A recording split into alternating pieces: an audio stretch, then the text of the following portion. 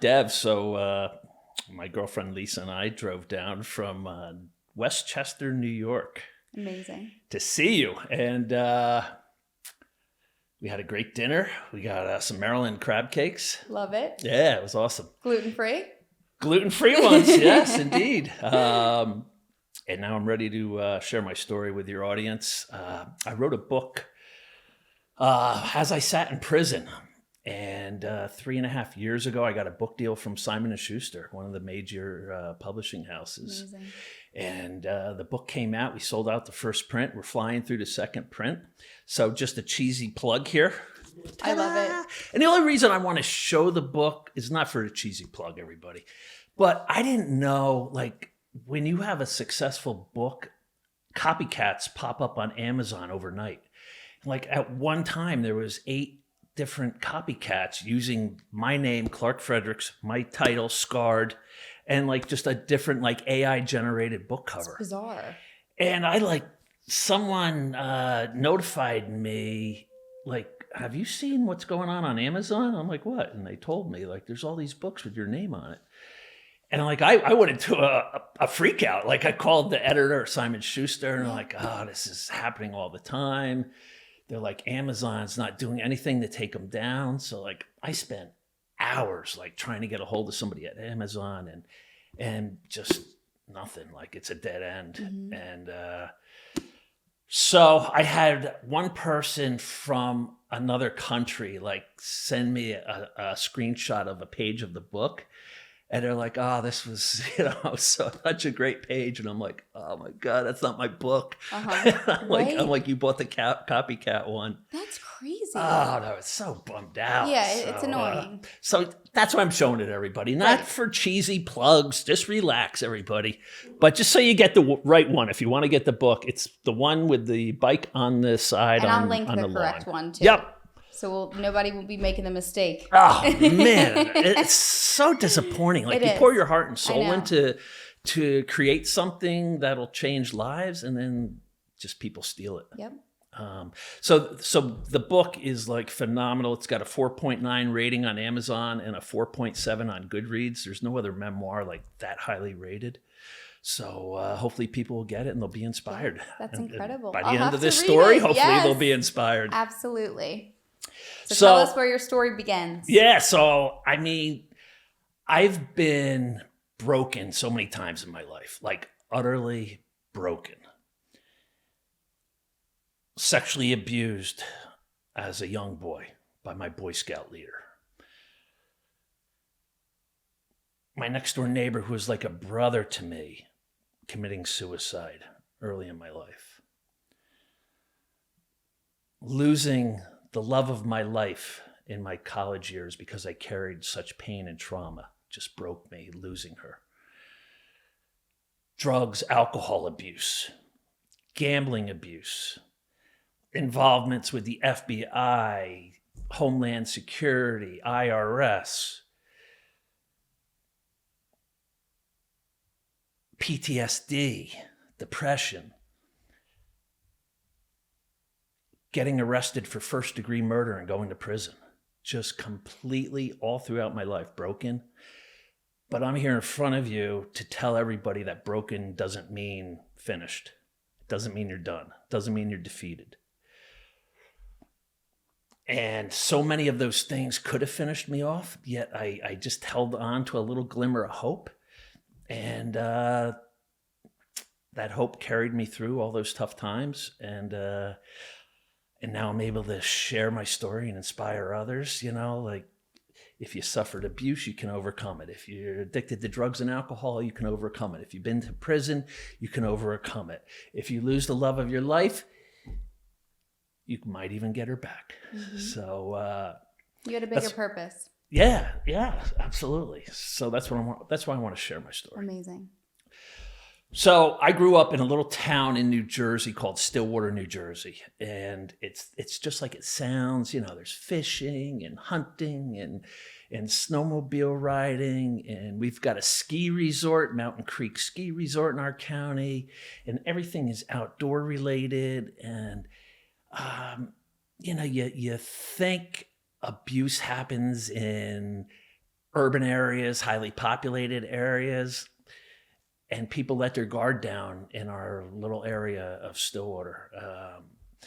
And especially I grew up, I'm a little older than you, so I grew up in the 70s and 80s. And back then, there was no helicopter mothers, there was no cell phones, there was no computers. Your parents wanted you out of the house. They wanted you playing. They wanted you coming home dirty. You were supposed to be home at dinner time. And as soon as you could learn to ride a bicycle, be gone. And we lived at a lake community.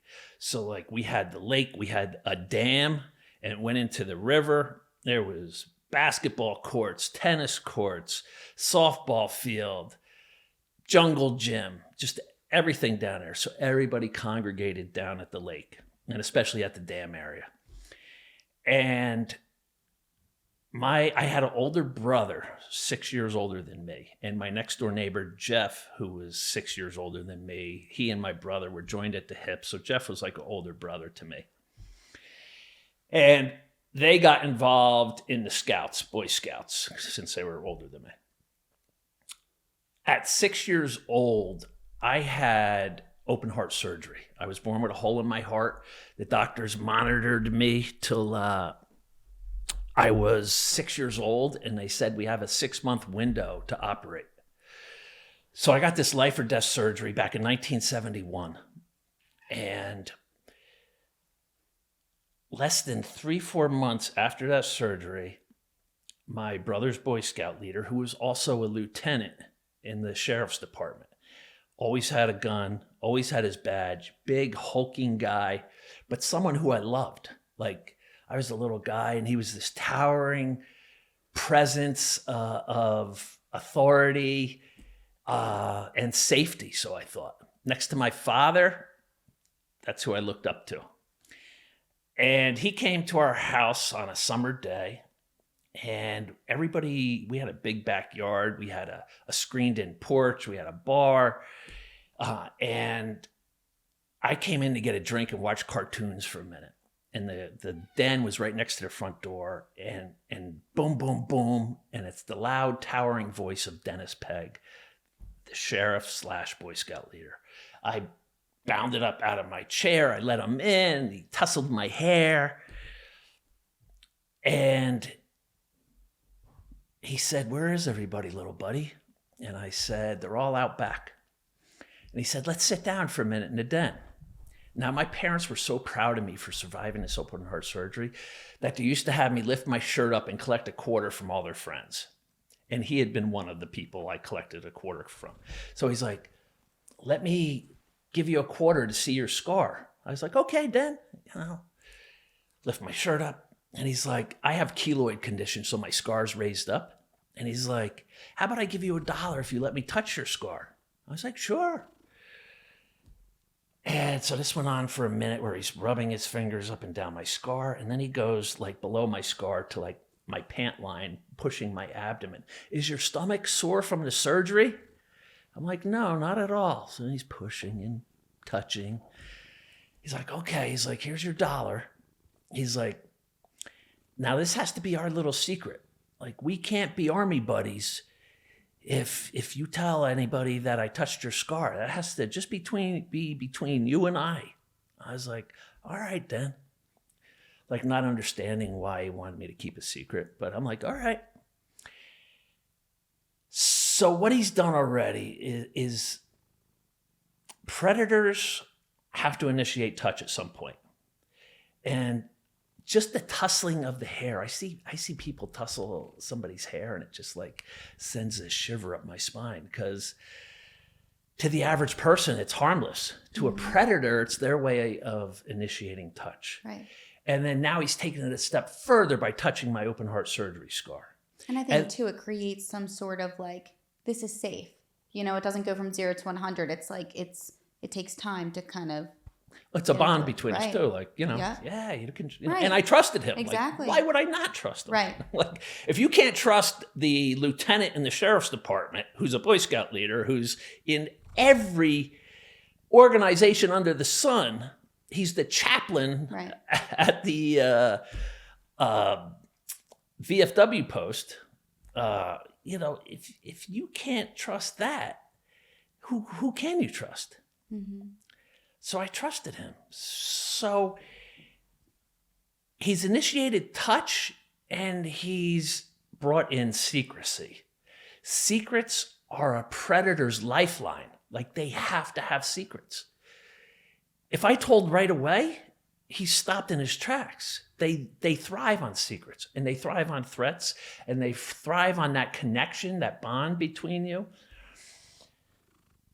So he's already got me in the snare at 6 years old. And predators are methodical and they're patient. It's not like I'm walking to the school bus stop and some homeless guy grabs me, pulls me around a tree and does something to me. Then I'd go running screaming bloody murder to my parents. But it's somebody who I trusted and loved and respected. And that's where they get you. Like, 95% is people that you know. So he's already got me going. And from there, everything was done out of the watchful eye of my parents.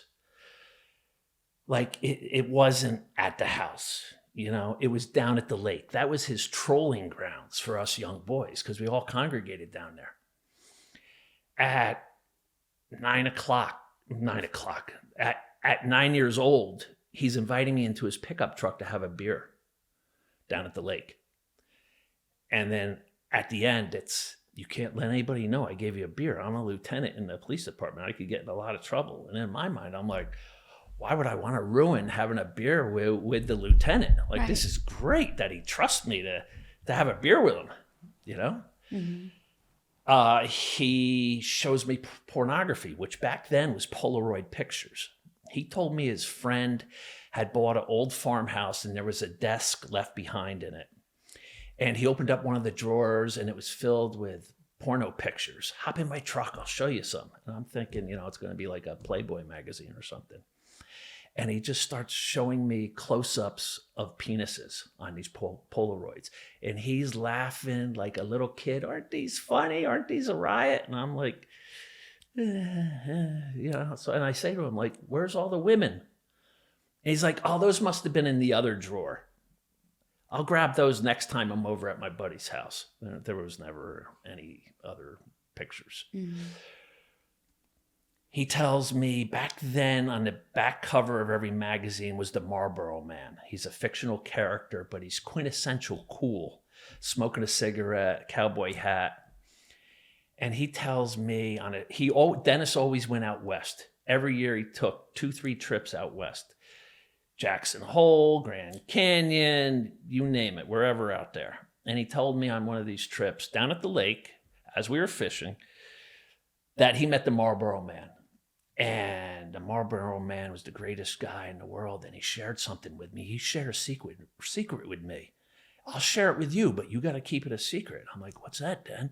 He goes, the Marlboro Man's gay. So, like, I don't know if the Marlboro Man is gay or not, but he's like, I guess, trying to introduce and normalize male-on-male sex, maybe, or that behavior. Right. Plant the seed. Yeah. Question about the photos. Do you think that those were photos he had taken? Yeah, absolutely. Okay. And who do you think they were? All just random men or boys or? I fear at least 2 of those were my brother and my neighbor, Jeff. Okay. Yeah. Dennis, like, there's no telling how many kids he had in his pipeline at once. This is just one little area. Right. He's going all over. He's in the Audubon Society. Mm-hmm. He's the guy in charge of the young cadets for New Jersey. If you want to become a police officer, you become a young cadet. He's the one who decides who gets the scholarships or not. He was a trail angel on the Appalachian Trail, and he would take weary hikers home for a hot shower and a good meal and a nice bed to stay And just like he was a member of Kiwanis Club in our area. Kiwanis Club's mission is for the betterment of children in your community. And he's using that as a hunting ground. He was an honorary member of Boys Town out in Nebraska. And if you Google Boys Town, it's just loaded with abuse. And if you look into him, every organization, the police said, were his hunting grounds. So like he's in all these organizations, but he's just hunting children in them. And then he would be on the historical society with all the little old ladies. You know, they got to have cover. And like, so everything is smoke and mirrors with them. Nothing is as it seems. So it progresses on to wrestling matches at 10 years old. I used to wrestle your brother and I used to wrestle Jeff. Let's see how strong you are. And this is the first time I noticed that when he would wrestle, he would let me have the upper hand in the beginning. And then it was like a switch went off in him and his eyes would dilate and get dark and his whole face would change. And he would get aggressive and he would throw me to the ground and get on top of me and start gyrating on top of me and telling me, squirm, try to get out, try harder, yelling at me, try harder. And he would be erect while he's doing this. I don't know how many wrestling matches we had. I don't know. It then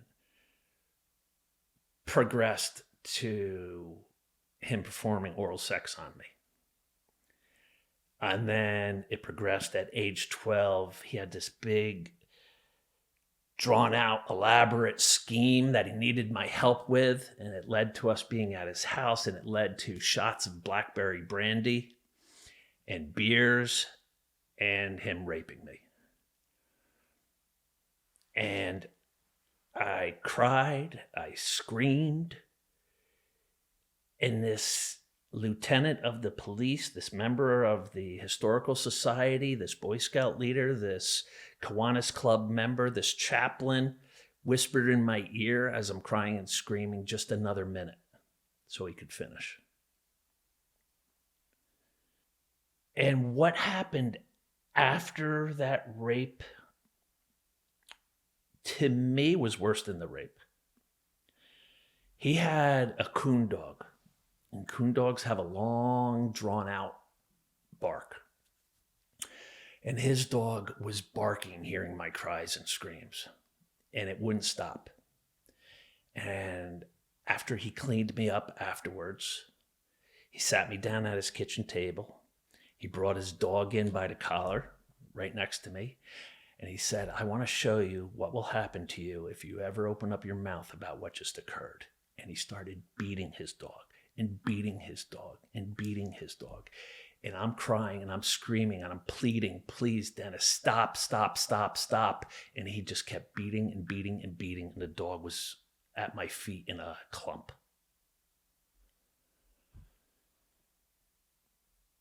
And to me, that was worse than a rape because I felt responsible because of my cries and screams.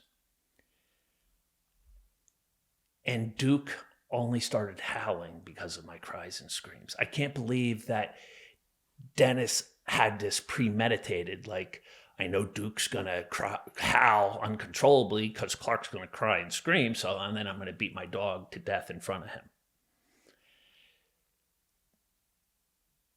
But that's just to show you these monsters. They can hide in society and do great things so that nobody in the world will believe they are capable of, and people will defend them to the death. Right. And people defended Dennis to the death. And my life is now forever altered. I got scars internally for the rest of my life. Dennis, I had my bike in the back of his pickup truck. He drove me back down to the dam area, pulled me again, This is our secret. Keep your mouth shut. I didn't want to see any kids at the dam area, so I ran across the ball field with my bike, threw it in the weeds where it was hidden, and I ran down the river, and I just hugged myself and rocked myself along the river, letting the sound of the river try to calm me down and soothe me and like wash me clean. And my mind, which thought it was helping me out, really did me a disservice, but my mind said, we are never going to talk about this. Talking about this will be reliving it, and we are never going to relive what just happened. And at 12 years old, I thought I could put this in a nice little box, stick it inside, and go about my life, and all would be well. I'm here to tell your audience all will not be well.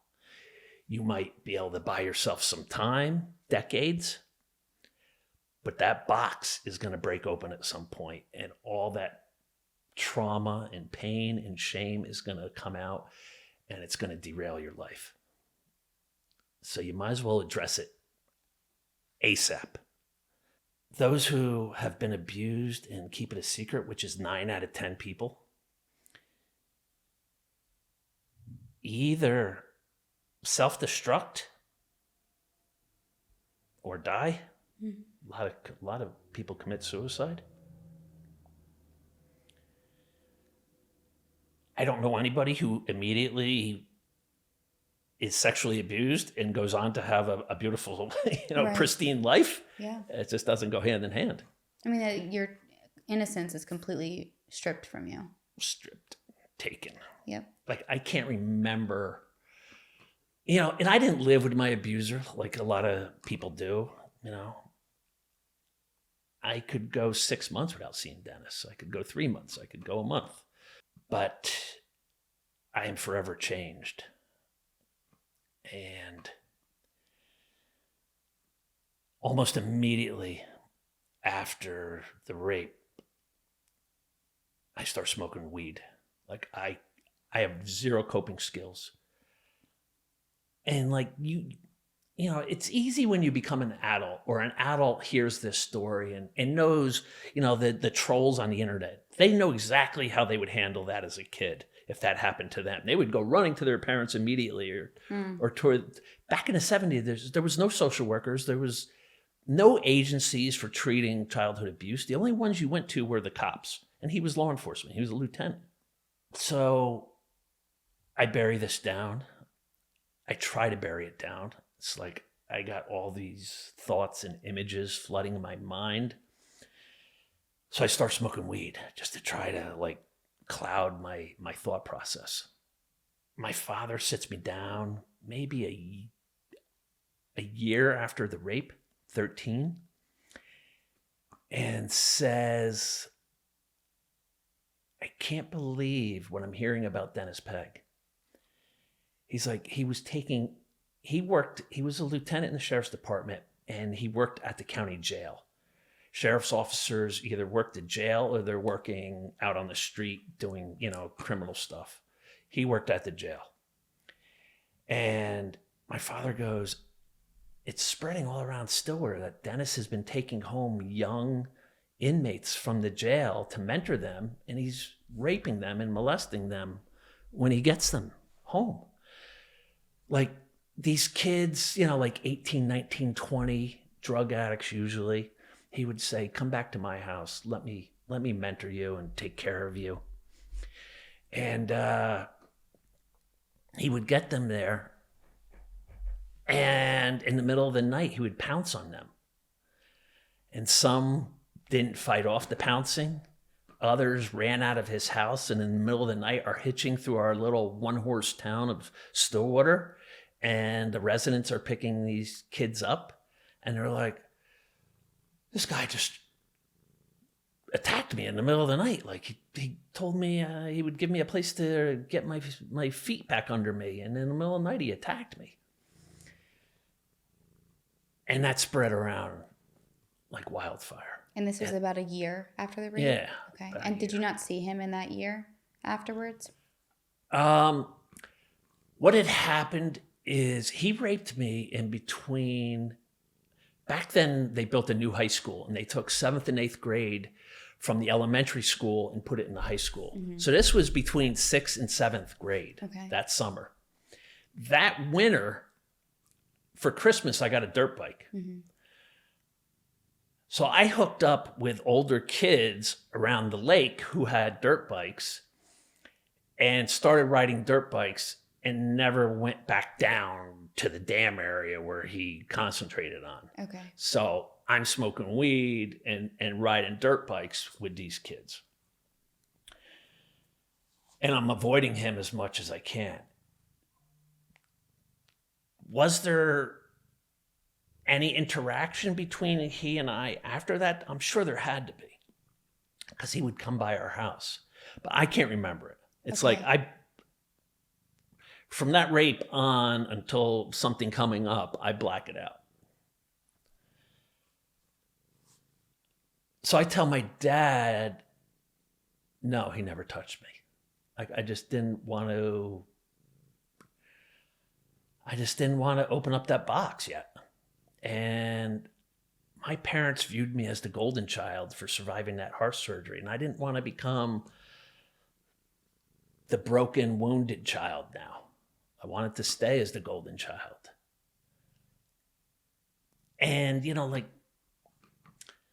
there's so much shame, especially in male on male. Like, did he have to beat his dog to death in front of me to, like, keep me quiet? I probably would have kept quiet just from the shame. And it takes, and the longer you hold that shame in, it just, like, manifests. It just grows into a monster. Right. My father found rolling papers, a pipe, and weed in my room. And Lisa's corrected me on how I phrased this. See, I'm thinking, right? Because I always said my father missed a golden opportunity to open up a dialogue with me. Instead, he took the hardline approach of threatening to send me to military school if he ever found this on me again. And I tell people, like, you gotta open up dialogue with your kids. Like, no matter what they're doing, they're getting in trouble, they're using drugs or out. There's a reason why. It doesn't necessarily have to be they were raped by their Boy Scout leader, but it can be maybe bullying at school, or just not feeling comfortable in their body as it changes at puberty, whatever it may be. Just open up dialogue. My father tried to open up dialogue, which Lisa reminded me of, and I refused to talk about it. So, like, that's why, like, I speak out just to, like, get people to talk. Like, you can't heal from something you can't talk about. Yeah. How can you heal from if you can't address it? I think too, the difficult part is at that age you were at, you didn't really have the understanding, the vocabulary, like anything of what happened. I think at that age, to protect yourself, it seemed easier to some degree to just hold it in and shut it out. Because I think, like you said, opening up that can of worms, it doesn't just stop there. You don't just tell your dad what happened and then that's it. It's like everything that comes after that. And it's like, is he going to believe me? Right. Is he not? What's the next step? It's a whole thing. And I think that in itself is scary and shameful. And then you might think in your head, well, I don't want the whole world to know this. So it's all of these different things that I think come into play of why people don't want to speak up. Right. And my mother worked at the new high school. And, like, so I'm going in there with a smile cranked on. All my teachers, because she works there, love me. Classmates love me. I put this outgoing, you have two faces. Yeah. One you show the world and the one behind closed doors. So the one I showed the world was confident and fun-loving and go and smiling. And the one behind closed doors was completely broken. As I go into high school, getting alcohol became easier. So I start drinking a lot in high school. My father, around age 15, sits me down again And there was a lady from our town of Stillwater who worked at the local Dunkin' Donuts as a waitress. And my father went in for a coffee, and she had a son in my class, same age. And she told my father how her son was raped by Dennis Pegg and that they were pressing charges. And my father came home again and said, "Son, sit down." And he said, "I want to ask you something. I just want you to know that you'll never have to go to the police. You'll never have to testify in court. I will take care of the problem myself. You just tell me if Dennis Pegg ever touched you." And he told me the story about this lady's son being raped by him, and they were going to press charges. And he's like, "Just tell me, and I'll take care of Dennis Pegg myself." So by saying I'll take care of Dennis Pegg myself, I'm taking that as my father will kill Dennis. Right. So now all this pressure's on me. Like, what if it goes wrong? And also it goes back to the dog, I feel like, it just it's back in this just violent, it's scary. Yeah. So I'm and I trust me, I debated this for a long time after my father sat me down. But I'm like, I don't want to be responsible for my father doing life in prison. Right. Or my father getting killed as he tries to avenge me. Mm-hmm. That was too much for my little brain to handle and for my emotions to handle. And so I just told him no, he never touched me. Again, my mind's trying to protect me, but it's prolonging the inevitable of a collapse. Mm-hmm. Just get it out. People, get it out. You got to get it out. So that was around 15. At 17, my next door neighbor, Jeff, who I idolized, who I thought he and my brother were abused by Dennis as well, from what he told me. He would tell me, "Your brother and Jeff would get so drunk when they would come over, I'd have to take their clothes off and put them to bed." Why do you have to take somebody's clothes off to put them to bed? I'm thinking in my head. I'm like, all right. Right. And then the wrestling matches. At 17, Jeff puts a shotgun in his mouth and kills himself. Mm. And my brother and I run over there. His sister came screaming over to our house. We go over there and see Jeff, find Jeff. And I always thought from that point on, is this what is awaiting me? Is this what my outcome's going to be? I'm going to get to the point of despair that Jeff got, and I'm going to do that. So that was 17. And you know who showed up to take a family member to the morgue to identify the body? Dennis Pegg. Insisted on being the one to drive a family member to the morgue and go in with them. Almost like a serial killer, mm-hmm. proud of what they've done, Would it surprise me in the least, if a bunch of bodies attributed to Dennis, showed up? No, not at all. But his body showed up in suicides. And police attribute a minimum of 5 suicides to him. I go through the rest of high school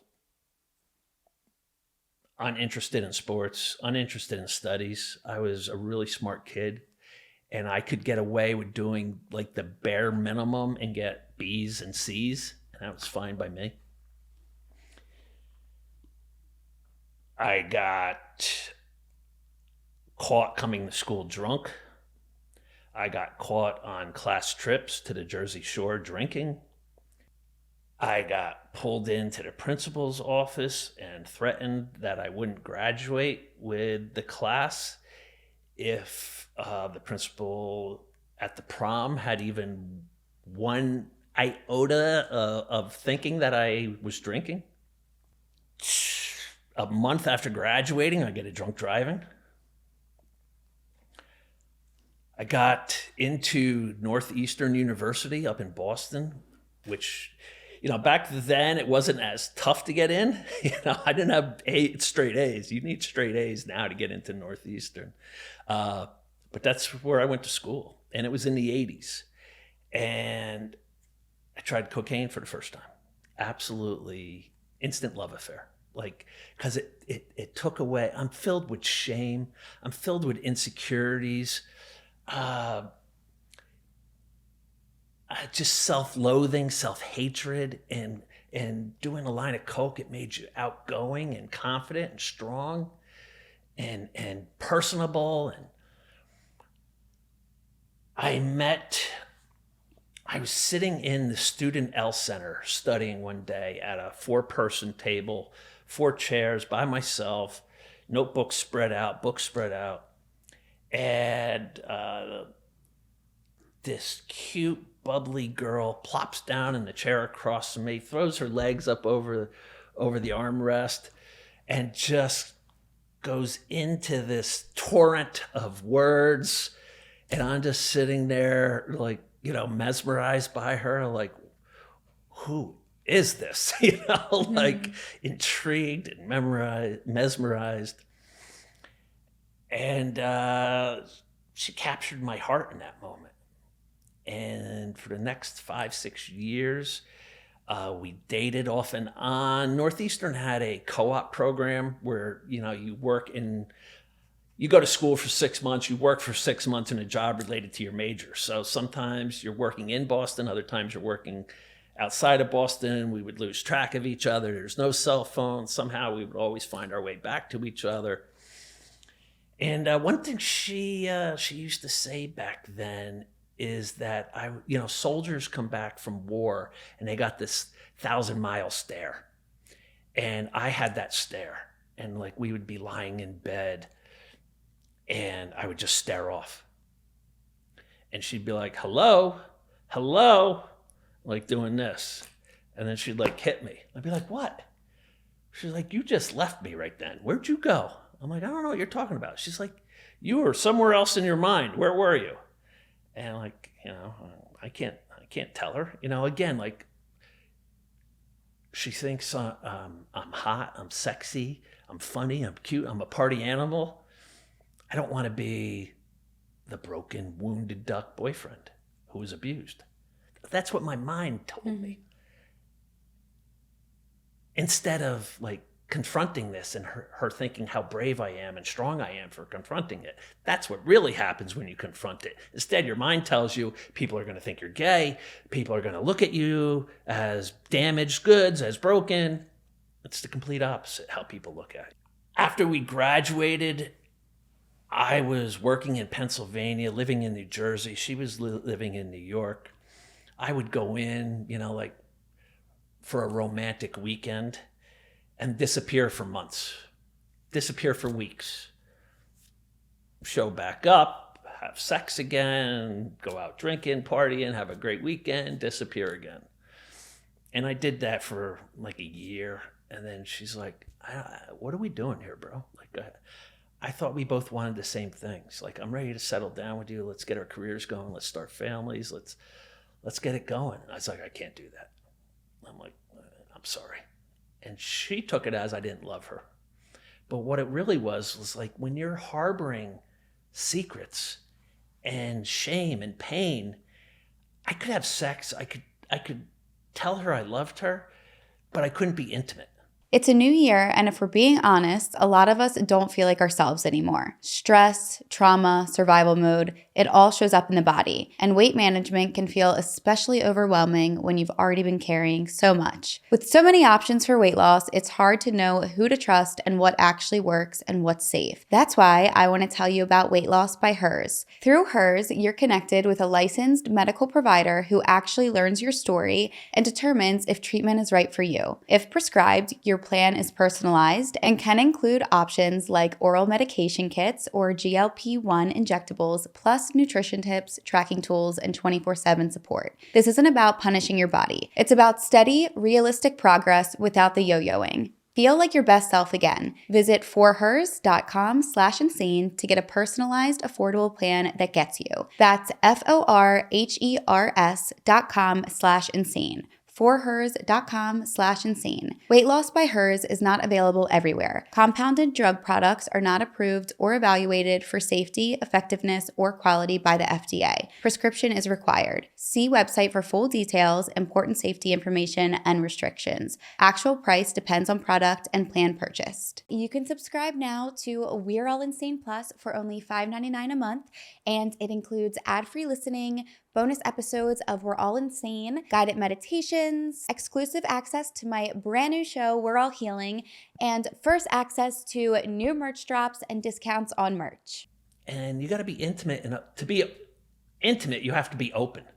And I couldn't be vulnerable through intimacy. I just couldn't do it. And we split up. And I hated myself for that. Like, I felt she was the perfect fit. And yet, Dennis Pegg has prevented me from being intimate with someone. And my life is only going to go off the skids from that point forward. My 20s after that breakup, just became a nonstop pursuit of one-night stands, of endless sex, meaningless sex, proving to myself that I was a man, that I was a straight, strong guy who could get any woman he wanted. I hurt so many people in my 20s. You know, the longest I would be with someone, you know, like 3 months would be like the longest, you know, like, and, you know, in the beginning, it was attractive, intriguing to be with this party animal. But then after, you know, the 3 month part is when they like want to start real, like, is this all we're going to do? Yeah. And I'd be like, see ya, I'm out of here, you know, like, and it just, I went into my 30s like a shell. Like, it just left me empty. But I didn't know how to cope with what I was feeling. And it's not like every moment I'm thinking of Dennis Pegg. I'm thinking of the abuse. I'm not. But what I'm thinking is, or what I'm feeling is just anxiety. I'm feeling off. I'm feeling depressed. I like I did with women, I did with careers, with jobs. Like, I would just cut and run. Like, I went from job to job to job to job to job, because relationships long-term or careers long-term would make me feel trapped. And trapped is how I felt with Dennis Pegg. And internally, my mind, my subconscious is saying we're not going to ever feel trapped again. Yeah. And I would run. And that was a pattern early on in my life. And I would look for a new coping mechanism in my 30s, and I would find that in gambling. And I will walk through the doors of a casino, and Dennis Pegg would get stuck at the door. Like, he couldn't barge his way in. The cocktail waitresses with their skimpy outfits, the sounds, the yelling, the hooting, the hollering, the drinking. And I went on an incredible 4 or 5 year run in the casinos that was just insane. Like, won hundreds of thousands of dollars. And winning that money did absolutely zero for me. Like, money was just a tool for me to get more decadent. Yeah. And, you know, when you got pain and shame, you look for a quick fix. I always chased a quick fix to get rid of feeling anxious, feeling anxiety, feeling depressed. And gambling was great at doing that. I had a briefcase at home with hundreds of thousands of dollars in chips and cash. And someone told me, you know, there's a $10,000 rule for depositing into your bank account. As long as you go under that, they don't notify the IRS. I'm like, cool. So dummy me just starts putting like 9,400, 1 week 9,700, 9,800, 9,200, 9,500, 9,800. And that raises all the red flags for trying to skirt the law. Yeah. And the criminal division of the IRS came right to my house. And the guy left a card in my mailbox and said, Mr. Fredericks, call me immediately. And they were going to charge me with money laundering. And I had to do this full audit and like just show every penny, where it came from and how it came from. And that was tough. But it's only going to get tougher. Gambling is like any other vice. You need more and more and more of it. And I couldn't wait for the weekends. You know, like I'm feeling anxious and unease Monday through Friday. You know, like what am I gonna do Monday through Friday? And a local bar by us got hooked up with their liquor salesman who did sports betting with the mob. And so me and a bunch of other guys start sports betting with the mob. Now, the owner of the bar heard all my stories. Like I would take people from our town down gambling with me, and they'd be like, they'd go back and tell everybody, oh my God, Clark won 75,000, Clark won 80,000, Clark lost 50,000. Like he's insane, you know? So he told the liquor salesman this, and they set it up where I had a no bet limit. I could go as high as I wanted. And in 6 months, I'm bankrupt. And I had a losing week where I lost like $21,000, and I was like already broke. And I called up the number to the mob gambling room, and I said, hey man, I got to move some money around. Can you let this 21 carry over to next week? And he's like, for you, anything, man. So now in my mind, I got to make up the 21,000 I'm down. Plus I want money to continue to gamble. So I just got crazy with bets and bet big and bet parlays, and some I hit, but most I lost. And at the end of the week, I'm 77,000 in debt now to the mob. And, all I can tell your audience is you don't want to be $77,000 in debt to the mob. Definitely not. Yeah. It was like, and you read all about it in the book. And those were like the worst years. That was the worst time of my life. You could be like, getting raped wasn't the worst. This was like daily threats. And I had to live so hyper vigilant. Mm-hmm. I've got a loaded shotgun in my truck. I got a baseball bat at work in my office. I got to survey everyone everywhere at all times. It was insanity. You're constantly in fight or flight. Oh my God. And it was so exhausting. I'm sure. Yeah, it was just exhausting. And it went on for months with the threats. And then they got the numbers from my father and a number from my brother, and telling them, your son's a dead man if you don't pay what he owes us. Your brother's a dead man if you don't pay what he owes us. And I had to warn all of them. I didn't know what to do, so I called Gamblers Anonymous. Like, I'm not a rat, I'm not a snitch, but like these guys started like with these phone calls, like, you know, you're a dead man if you don't pay us. And I'm like, I don't know what to do. So I called 1-800-GAMBLER, and I told the lady on the phone the amount I owed and who I owed it to, and she said, I'm going to have somebody call you back. She had the director for the whole state of New Jersey call me back. And that guy took me to a meeting a day later where there's a bunch of ex-mobsters and guys who bet with the mob. It's a hardcore meeting. And they drafted up my response that I had to be a man, that I had to set up a payment plan, and that I wasn't going to go to the police, and that I wasn't going to walk away from this. And that's what I told them on it. They're like, they're going to scream. They're going to say, no way, you're a dead man. But just stick to your guns. And that's what I did.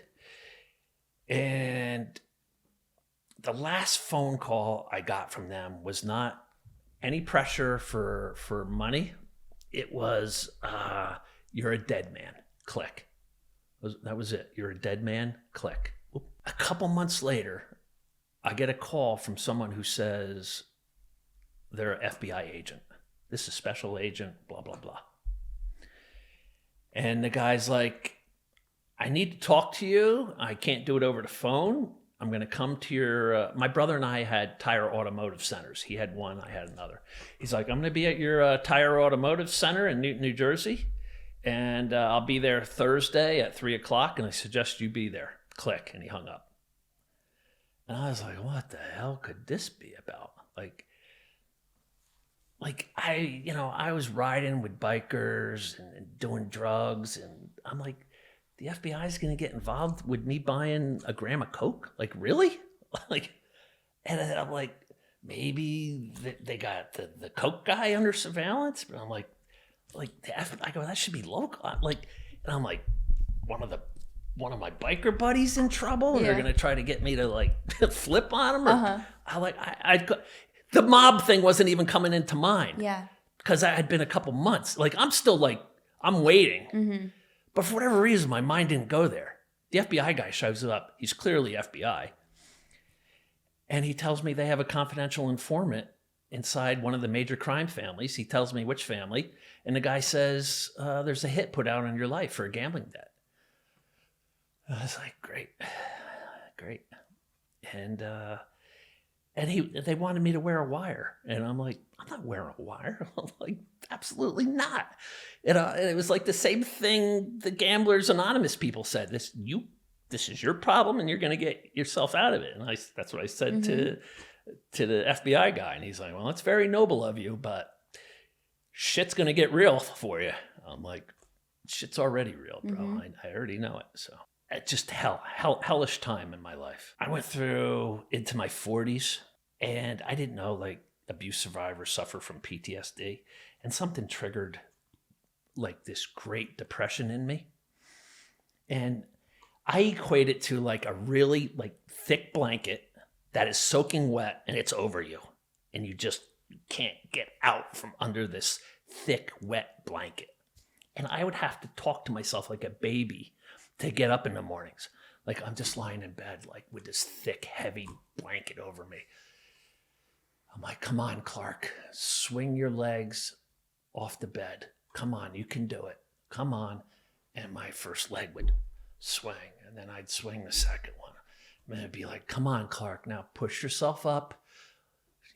Push up, you can stand up. And I'd push up off the mattress. All right, now walk to the bathroom. Come on, you can do it. And I walked to the bathroom, and that's how every day was starting. And not knowing what to do and just feeling like crap. Instead of coffee in my travel mug to the shop, I started putting alcohol in it. Either wine or champagne or vodka OJ. And that's how I'm starting my days. And then I'm so down at work, so depressed. My mind says, that cocaine that made us feel so great, we could just do little bits of that throughout our day to give us energy and make us feel great again. And I'm like, yeah, and I'm telling myself, yeah, that's a great idea. So I start doing, just bumps of Coke throughout the day. And then I got to moderate myself so I don't get too jittery from the Coke. So I got to take Xanax. And so that's how I start getting through my days. And then I tweaked my back, and I went and saw a doctor, and he prescribed me Vicodin. It's the first time I ever had a pain pill. And that was an instant love affair as well. I felt like I was 17 again and could just work like a maniac. Yeah. And work right through the pain. And I went through these 30 pills he gave me, pretty quick, and called them back up and told them how great they worked. And he's like, you went through those way too fast. I'll give you 10 more and that's it. And that just wasn't acceptable to me. So I became a squirrel gathering nuts for the next few years, finding pain pills, and thus started a pain pill addiction. And I could have 500 pain pills in my drawer in my room and be in panic because, again, just like the gambling picks up pace and the sleeping with women picked up pace, the pills pick up pace. So like taking 3 pills doesn't do a thing anymore, you know? I'm taking, depending on what I have, if I have an Oxycontin 80 or I have a yellow Perk 10, I'm taking 12 to 24 pills a day.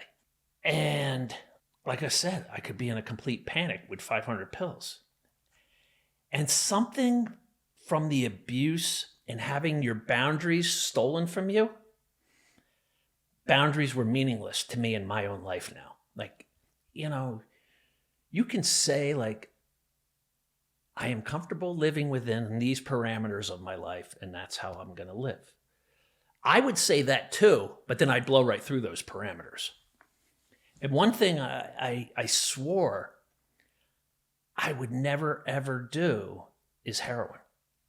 Like, that's Skid Row stuff, and that's Kensington Avenue stuff, and that's New York City stuff.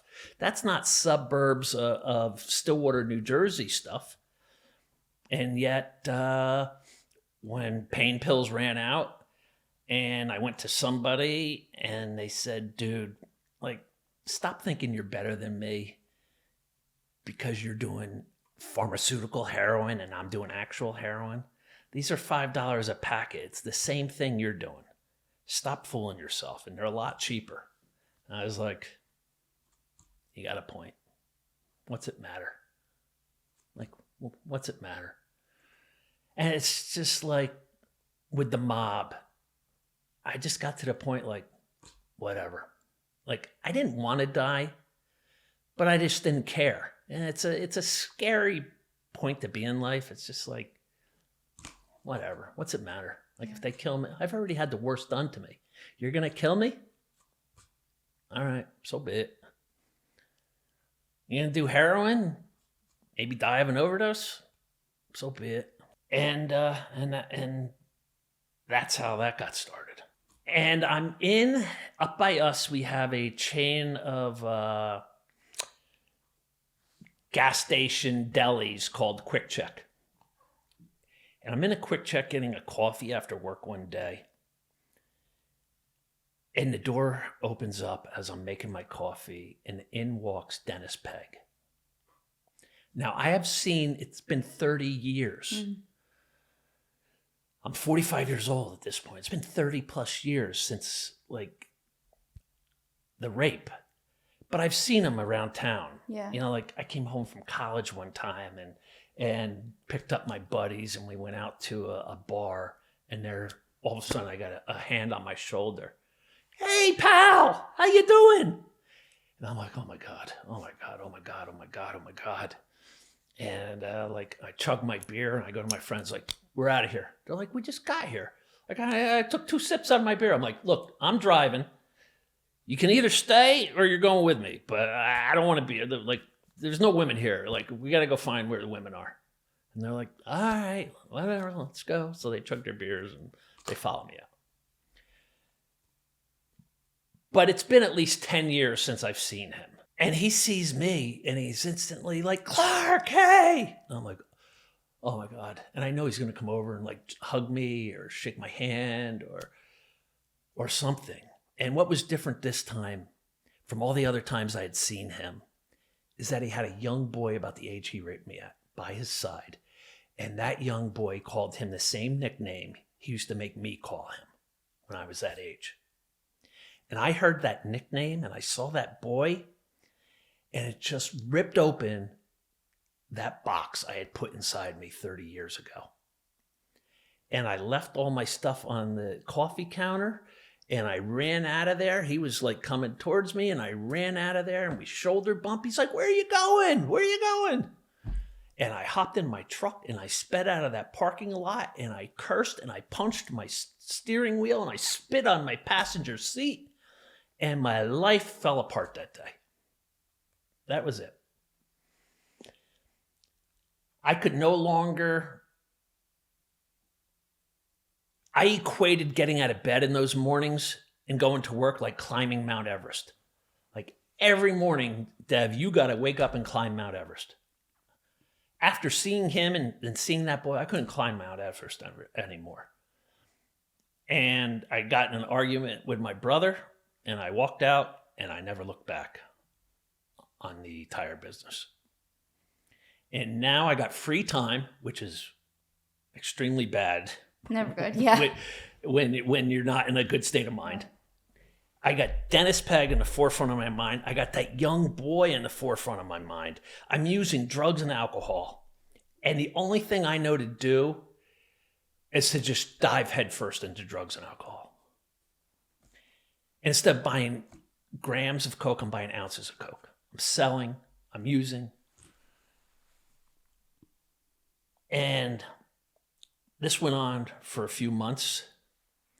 And I had a buddy who I lent money to, and he was going to stain the cedar siding of the house.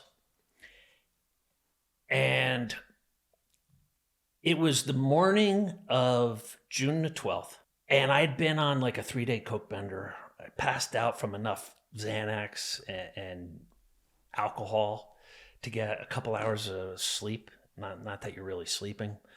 And I woke up, I went to the bathroom, I poured a vodka drink. I got back in bed and I put on the TV, and on the news, it was the start of the Jerry Sandusky molestation trial out at Penn State. He was one of the coaches. He ran a boys camp and he'd been molesting boys for a decade plus. And it looked like Dennis Pegg. And it just made me think that Dennis Pegg would never get held accountable. I couldn't understand why he didn't get arrested when he was taking those boys home from the jail. Right. I couldn't understand why he didn't get arrested when my classmate was going to file charges. Do you know if they ever did file charges? Yes. They did? Okay. Yes. And nothing came of it? I'll get to... okay. What Dennis Pegg did, his mother worked the graveyard shift. Mm-hmm. He would go in there and sit at the counter, nobody else in the Dunkin' Donuts, and tell her he was going to either kill her or kill her son if they didn't pull the charges. And he would do this day after day after day. Mm. And eventually they pulled the charges. So months go by where I can't stop thinking about this young boy. Is he getting his hair tousled? Is he sitting in Dennis's truck and Dennis is patting his knee and laughing? Is he moved the patting of the knee up to the patting of the thigh? Is he showing him Polaroids? Is he giving him a beer? Is he doing wrestling matches? Has he raped them? That's all I could think about. And I went out that day after seeing Sandusky. I had to get out of my house. A friend had wanted to go to lunch. I was avoiding everybody at this stage. I was just doing drugs around the clock, content to kill myself with drugs and alcohol. I would have died of a drug overdose, and everybody would have been like, what the hell happened to Clark? Mm-hmm. He should have had life by the balls, and yet he just flushed it all away for drugs and alcohol. Why? And I went out with my friend. I would tell him, I got to go make a phone call and go to my truck and do bumps of Coke. And I stopped on the way home to meet my friend at this Italian restaurant that I frequented constantly. And I had gotten burned on a business deal a little while earlier, years earlier. And the guy who burned me, I hadn't seen since the deal went sour. And he's in that restaurant that night having dinner with his family. And I went up to him and I said, Joe, when are you going to make good on that money you owe me, bro? And he's like, get the fuck away from me. I'm having dinner with my family. How dare you come up to me? And I'm like, out of respect for your family, I'll walk away, but this isn't over between us. You're paying me, bro. And he's like, fuck you, get out of here. He was he was a biker. He was in a biker gang. He thought he was real tough. He didn't scare me in the least. So I go home to meet my friend who's dropping off all the equipment he's going to start the next day, the power washing equipment. And And I tell him this story of seeing this guy. He knew the story, how I got burned. And I tell him about seeing this guy. And he's like, that guy's got to be number one on your hit list. And Deb, for the first time in almost 33 years, before I could stop my mouth from like speaking the words, I had no control over myself. I wasn't coherent enough, and I wasn't mindful enough, and I wasn't present enough. I said, actually, he's number two. The piece of shit who raped me as a kid is number one. And there it's out for the first time. And like time stopped. It stood still. And the air was thick between my friend and I. And he's looking at me. He's like, are you for real? And I'm like, yeah, I'm for real. And he starts asking me who he is.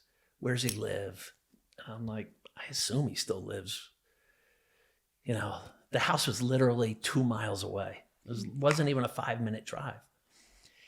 And I'm like, you know what? It's time to go confront this piece of garbage. I'm like, let's go see him. And it was less than 15 minutes from me uttering those words to us hopping in my buddy's van to go drive to his house.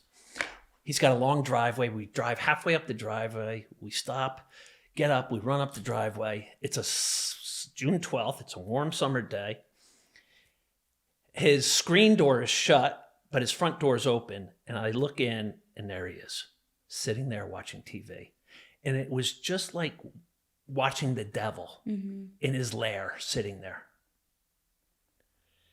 And the devil isn't a guy with horns coming out and a long tail and a pitchfork. The devil is someone who sits on the historical society with the little old ladies and tells jokes, and who volunteers for Kiwanis Club and the Boy Scouts and the Appalachian Trail and puts on a big smile and everybody loves him, and he's raping little boys. That's the devil. And that's who he was. And I felt like my body get stiff, like freezing, like when he would touch me, I would freeze. And I felt that coming on me, this paralysis. And my heart's thumping, and my mind is just swirling, and the sweat is pouring out of my palms, and I'm palpitating. And before I just like crumble into a ball in his driveway, I march up to his front door and I rip it open. And I had brought a knife with me. He was the firearms instructor for 2 counties. Every law enforcement officer has to get recertified every year, and they had to go to him to get recertified. This guy was a complete gun nut. This guy has been raping children for 45 years. This was basically a suicide mission I went on. This guy should have a gun holstered, taped to his couch, under each table, on the bathroom wall, in his bedroom. And I rip open his front door. And there I am, a rape victim of his, standing there 9:30 at night. And what he said to me determined all the next events. He casually looks over his shoulder, puts his arm up, and goes, "Hey, how are you?" I'm in his doorway holding a knife, 9:30 at night. You raped me as a child, and you just carefree dismiss me. Mm-hmm. Hey, how are you? And people reach out to me all the time, and they want to confront their abuser. Not like a violent confront. They want to confront her. And I say, no, don't do it. You're never going to get the response you're looking for. They can never let their guard down. Do you think they're going to say, "I'm sorry. Right. I apologize"? They're sick. Right. People.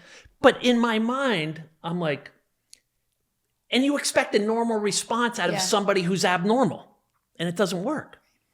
Like, had he gotten down on his hands and knees, "Clark, I always thought you or someone else might come back.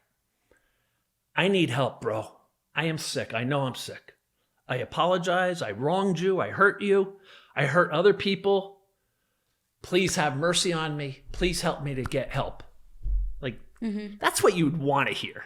But you're not going to hear that. Instead, it's, hey, how are you? Like I'm an ant. Like I'm nothing. Like you didn't destroy my life. And I told you earlier how we have two faces. The face we show the world and the face behind closed doors. No one has ever seen my face behind closed doors, but Dennis is going to see it right now. It's a face of pain and anger and hurt and shame and violence and rage. And I go, hey, how am I, motherfucker? Let me show you how the fuck I am. And I race across his room, and a violent, ugly battle begins. I'm slashing at him. He's punching me. And at one point, he connects squarely to my jaw, and I started falling backwards. And I grabbed his shirt with my left hand, and I screamed, you motherfucker. And I took the knife, and I brought it down, and I put it right through my hand. It came out and poked into him, and it severed all the ligaments and tendons. And now I'm gushing blood. And the fight continued on. And I mean, you're talking maybe 2-3 minutes. And he slipped in blood, fell down, and he was up against the wall. And I kneeled down in front of him. I got eye level with him. And I said, it's not so fun raping little boys now, is it, Dennis? And I slit his throat.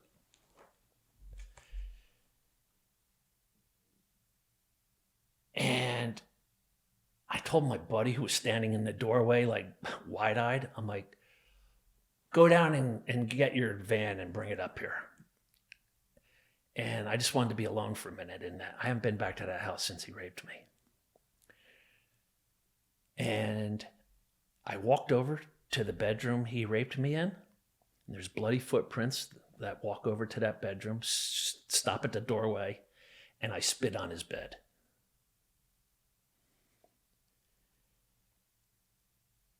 And I did what almost every single abuse victim has at one point thought of doing.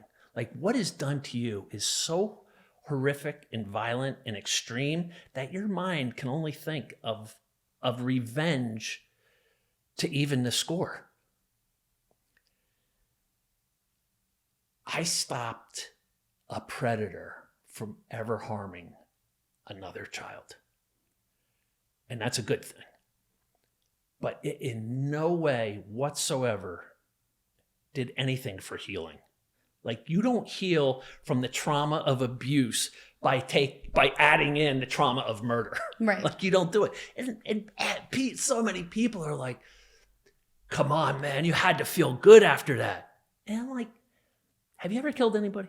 It's not pleasant. Right. Like, everybody, every mother, father, like, if that ever happened to my kid, I'd go kill him. Well, how many millions of kids are abused every year and there's not millions of deaths? So no, you won't. So don't throw that casually out there. You won't do it because you're going to flush your life away. And you're going to end up in prison. If you're an abuse victim and you do what I did, you're going to have to end up in prison with all that trauma with you. Right. And and now you're in absolute hell, which prison is. And that's where I ended up. So no, don't do it. Don't follow in my footsteps. Get that thought out of your head and start healing. Start talking about it. Get therapy. Get clean from drugs and alcohol. Get faith. Exercise. Like, get healthy daily habits. And don't give the valuable real estate in your mind to your abuser. I let Dennis Pegg inside here for decades. You can't do that. You can't sit on your couch and ruminate over and over in spin cycle for hours at a time what happened to you. Because he didn't take just all that control that day that he raped you. He continued to take from you for the next 30 years. You know? Which they do to each person. Right. Through our thoughts. Mm-hmm. And you can't allow that. No. This is the most valuable real estate you'll ever own in your life. Don't give it to the animal that raped you or abused you. Right. And now, If I die in prison, Dennis controls me from age 6 all the way to death. Right. And he's not even there anymore. He's not even alive. That is insanity. You can't allow your abuser that control. No. I was arrested the next day. What did your friend end up doing? He went and got the van, and then what? Went and got the van. We drove back to my house. I'm bleeding. Uh-huh. I had a glove on, and then I'm like, in my garage, I took the blood off. There's just blood in his van, there's blood everywhere. And I'm like, bro, I got to run up and get a roll of paper towels. Like, then we got to think about this. I run up to get the paper towels, and I see the van backing down my driveway. And I'm like, well, yeah. What the hell, man? And I knew this injury was going to be my downfall. Like, you can't just walk into a hospital with a wound like that and be like, stab myself. Yeah. And the irony of all that is that one Christmas, this was my Boy Scout hunting knife. And one Christmas, Dennis bought me a knife sharpening kit, a whetstone, an oil, and over a glass or two of eggnog at our house, he taught me how to sharpen my knife to keep the perfect blade on it. And for 33 years, I kept the perfect blade on that knife. And that's a knife, subconsciously, I took with me to his house.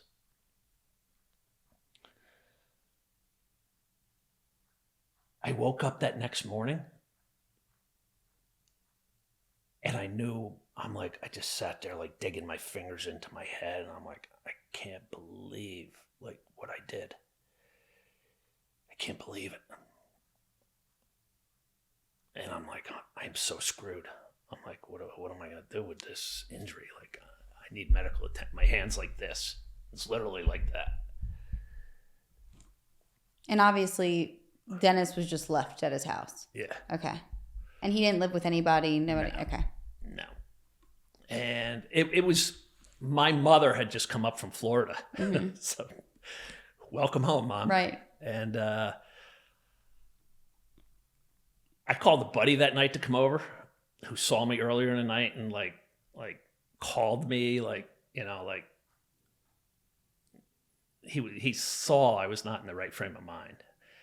And he's like, you need me, call me later, And I called him. I said, come over. And the girl I was dating at the time, I said, come over here. And I said my goodbyes to them. And I sent my buddy up to wake my mother up. And I told her I took care of a problem that needed to be taken care of. I took care of Dennis Pegg. And she couldn't fathom what I was telling her. She's like, why you? Why would you have to go do that? And I'm like, to avenge all the boys' lives he's ruined. And she's like, all right, that's well and good, but why you? Like, I couldn't tell her I was one of those boys. Still couldn't even say it to my mother. And my mother called my sister early in the morning, and my sister's like, oh, we got to do a well-being checkup. Like, maybe Clark's just out of it, nothing happened, or maybe Dennis is wounded and we can get him help before he does die, and we can save Clark from a life sentence. Yeah. So they called in a well-being check, and Dennis was dead. And the cops surround my house.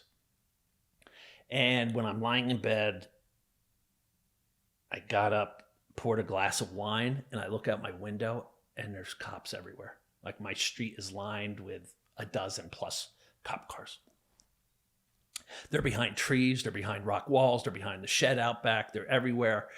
I pound that glass of wine, and the feeling of it's over, it's just, like I said, there's so many times I've been broken in my life.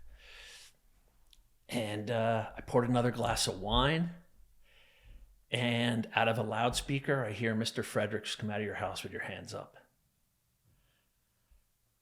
And I chugged that glass of wine. And I grew up as in the Episcopal Church as an altar boy. And at age 12, back then, the old minister, was like, if you do good things will happen to you. If you step out of line, you incur God's wrath. And at 12 years old, getting raped by an animal, like, I couldn't understand how I could have done something so heinous to incur God's wrath. And I put a wall up between God and me back then. And I went through this. God to me became a lucky rabbit's foot.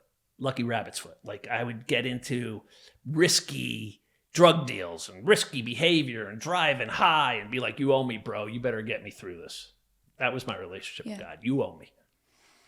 And now, as I'm walking to my front door, I said to God, I'm done with life. Like, I forfeit the rest of it. Please let one of these cops shoot me when I step out on my front porch. And I stepped out and I put my hands out and I put my head back and nothing happened. I was waiting for that crack of a gun just to be like, it's over. Instead, I was spread eagled on my front lawn, handcuffed, and taken away to the police barracks. At the police barracks, something amazing happened. The lieutenant of the state police who worked the crime scene came into my holding cell and said, I want to apologize to you. I go, what do you want to apologize to me for? And he's like, I've known about Dennis Pegg for a long time. I've heard rumors about him, but I can't arrest somebody for rumors. Like, people think he's gay. Are they just making up stuff about young boys because he might be gay? Like, I don't have victims and I don't have evidence. I just hear rumors. And I apologized that I never stopped him. And he left. And I felt like, oh my God, that was pretty nice. And then I just got like fuming. Like, even the state police know about this guy. Right. And yet I got to be the one to put an end to him, to stop his reign of terror. You can't allow someone to rape kids for 45 years. Like, and turn a blind eye. Yeah, the whole law enforcement, like, turn a blind eye. Right. Like, what do you need to see a video of it? Right. Like, it's and to be fair, my classmate did go forward and press charges and then pulled them. 2 separate Boy Scouts, it would get uncovered on Jamboree weekend, where you go away for the weekend, came home and had hickeys all over their bodies. 2 separate times at different times. The parents, one mother took her son to the state police, filed charges. The next morning, the father went there and pulled the charges and said, I don't want my son labeled gay. Same thing. Another set of parents, hickeys on the body, took their son, filed charges. A month or 2 later, pulled the charges. Our son is just too distraught to testify in court. We can't put him through that. Pull the charges. You would just think they would at least investigate. That lieutenant of the state police would tell me later, it would get uncovered that someone in the state police prior to him put together a dossier on Dennis Pegg, went up to the prosecutor's office, put it down, said, go arrest Dennis Pegg. Here's a case involving a young boy. And whether the prosecutor didn't feel it was enough evidence at the time or it got shuffled, never saw the light of day. So there's 4 instances right there. And there could be more. That's just what was uncovered. Everything was done handwritten back then. There was no computers. Right. That same lieutenant comes back into my holding cell and he's like, look, man, I got your blood all over the crime scene. You got a severe injury. He's like, this isn't a whodunit. He goes, but it doesn't mean your life is over. He's like, my detectives are waiting in another room with the prosecutor's detectives to interrogate you. If you go into that room and open your mouth, you could ruin the rest of your life. I'm telling you to go in there, request a lawyer, and exercise your Fifth Amendment rights and keep your mouth shut. And that's it. Anything they ask you, say, I request my lawyer. And I'm like, but I don't have a lawyer. And he goes, I'm going to take care of that for you. And I didn't know after that, but he left that room, and on his cell phone, he called the most high-profile lawyer in our county, George Daggett, and said, George, I need you to fax over a retainer immediately, like ASAP.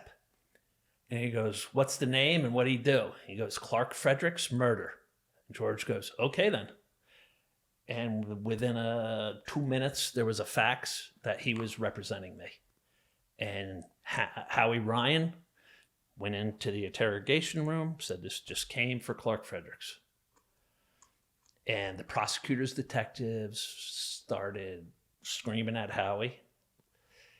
And Howie's like, look, man, I didn't do anything other than tell this guy to exercise his Fifth Amendment rights. And Howie's like, that's the first time in my 27-year law enforcement history that I told, especially someone for murder, to keep their mouth shut. He goes, but I just went back in. He goes, I went back in that holding cell and I took a look at you and I could tell you mailed it in. You were done. You gave up. And I didn't want you to give up. I didn't want your life to be over. I went to, they took me from there to the hospital to get emergency hand surgery. You know, like, does any of this sound fun? Like for people that want to go do what I did, does any of this sound even remotely enjoyable? First of all, no, obviously not. But you are such a good storyteller, like incredible. I mean, the way that you articulate your story and what you've gone through, not only can you're very raw with your emotions and everything, but also you're incredible at telling your story. Thank you. I mean, back in college, I had to get up and stand in front of, we had at Northeastern, we had those big classes, that went up like that, and there's hundreds of kids in there. Right, the huge lectures. Yeah, like I had to give a presentation. I was doing shots of vodka at 8 a.m, like trying to get my courage up, and it was the most horrific experience of my life to stand in front of people and talk. Right. And people say that, I don't know how you can talk so well about what you went through. And it's like, I'm like, go on Google or go on YouTube and search Clark Fredericks courtroom testimony. And you'll see a completely broken dude who's breaking down crying, struggling to get each word out. But every time you tell your story, the hold it has on you lessens. Yep. Like when you can't speak about it, it's got you firmly in control. When you can speak about it on your own terms, you're in control of it. And it's a big shift. And it happens over time. Absolutely. And I love that you say that too, because there's so many people that, kind of like I was telling you before we got started, they're still very much maybe in their trauma and they haven't gone through their healing yet, and it's very difficult for them to tell their stories, or it's their first time. But I love that you mentioned that once you were there too, but you also now are here where you can tell it as your story, as it being part of your life, but not defining who you are. It doesn't take a hold of you anymore. Yeah, like I control how I let it out now. Right. Like, and it when doesn't you want control to. And me. Exactly. Yeah, and it's a big shift for people. And it happens to everyone who starts talking about it. And there's no timeline on that either. I think it's very easy to now, being where you're at, knowing what you know, to look back and be like, damn, younger me, why didn't you just speak up? But it's like, you weren't there yet. You didn't have the tools yet. You weren't ready. And it happens when it's supposed to, genuinely. I mean, could my life, had I mustered up the strength to tell my father when he asked me those couple times, my life would have taken, a different trajectory. I would think. But, then you also have to think, I had to go through everything I went to. Absolutely. To have a story, to have a mission, so I can tell people who want to go do what I did, don't do it. Exactly. It's not there's very few of us that have gone and done that. And you're going to end up in prison with the same trauma you were trying to get rid of. And you're going to have that trauma. You're just going to be someone in else. hell. Yeah. I can't stress that enough, how hellish prison is. It's not where you... I actually used it to heal, but it's... I am one minuscule thing, grain of sand in a beach that does that. It's not the place you want to go heal. Yeah. So just start healing now. Right. And then that desire to kill is going to like dissipate. So I get the surgery. I end up in the county jail, the same jail he worked at. And they put me in a suicide cell. And there's a camera on me. The lights are on 24/7. No mattress. Don't get anything. You're on a metal thing. And I thought these guys were going to give me the beating of a lifetime. You know, you got that blue wall. And I figured he was protected. Like nothing ever happened to him for molesting inmates at the jail and taking them home. So like, why would I believe that they're not all covering for him? Yeah. And the first time that door opened after I woke up the next day, I thought, here it goes. And the guy comes in and he's like, hey man, I just want to tell you, keep your mouth shut. Don't talk to anybody in here. He's like, let things play out. I'm like, okay. And he left. Like they have to do cell checks. So they gotta come in there. Even though the camera's on me, they still have to check the cell. And next person comes in on the next shift. And he's like, hey man, I'm hearing a lot of stuff about this dude. I didn't know him. I didn't work with him. But just let it all play out. Just try to stay calm and just don't talk to anybody. And a couple of days later, the son-in-law of a girl I had dated came in. And he's like, my man, how are you? I was like, dude, pretty shitty, bro. He's like, oh, I understand. He's like, do you have any idea what's going on in the community? I'm like, do they view me as a monster? He's like, hell no. Dennis Pegg was the monster. Everybody wants to know why he was still walking the streets. He goes, people have started a Free Clark campaign. He goes, there's bumper stickers everywhere. Free Clark. Shirts, hats. He goes, everybody in the community is rallying behind you. I was like, really? He's like, yeah. And like, I couldn't like understand the full scope of that. But at a hearing, you know, you're constantly having hearings. And in court before the judge, the prosecutor goes, Your Honor, I think I may have a hard time finding an impartial jury because every morning driving to work, all I see is Free Clark stickers on vehicles. He's like, I don't know how I'm going to find an impartial jury. And I'm like, he's worried about finding an impartial jury? Like, for real? I'm being held in the jail where this guy worked. Yeah. I was in that suicide cell for 4 weeks. Like, because they didn't want something happening on their watch. And like, it would look really, really iffy. And then I had a cast on my hand and they wouldn't let me into general population, but they put me into an isolation cell by myself. So then I was in there for another 3 weeks and then finally released to general population. And I was trying in those first 2 months to pray. And every time I would close my eyes, I would either see images of the rape, other sexual acts. I would see the murder, and I'd have to just shake my head and abandon attempts at prayer. But when I got into general population, I saw my mother for a visit. And my mother, as she waited in line outside, saw her minister, came out of the jail. He'd been in to see somebody's child. And he went up to her, gave her a hug, and then he grabbed her by the shoulders. And he goes, Joan, I want you and your son to pray on the number 5 as in a 5-year sentence. And she came in and she started telling me this. And I'm like, Mom, I'm like, you got to pick a number that's more realistic. A 5 is not going to happen. You know, like in my head, I'm like, man, if I could get a 20, that would be great. Right. Maybe a 50. Yeah, you know, like I killed a law enforcement officer and I'm in the jail where he worked. Like it is done. Like you want to people talk about how bad their life is. I mean, does it get much worse than that? Like, I am at the bottom. I told you I was broken. It doesn't mean you're finished, though. So for everybody else, let this just be a cautionary tale, but let it inspire you that anything's possible. Right. So I knew I was putting my mother through absolute hell. So I'm like, all right, Mom, I'll pray on a number 5. But I couldn't pray. I couldn't want to tell her that. So I signed up for Bible study.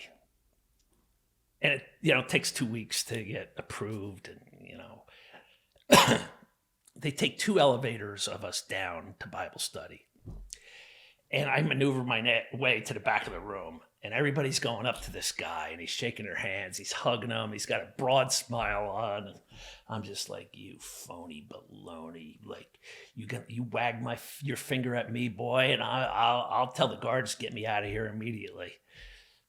And I'm like ready to go up there for a confrontation with the dude. Like, right. I got myself so amped up, like watching everybody, and I'm fuming. Like, and I go up, and he puts me in a hug, and I'm stiff as a board. And he whispers in my ear, "I've been praying for you, and my congregation's been praying for you." The last time somebody whispered in my ear, it was just 1 more minute.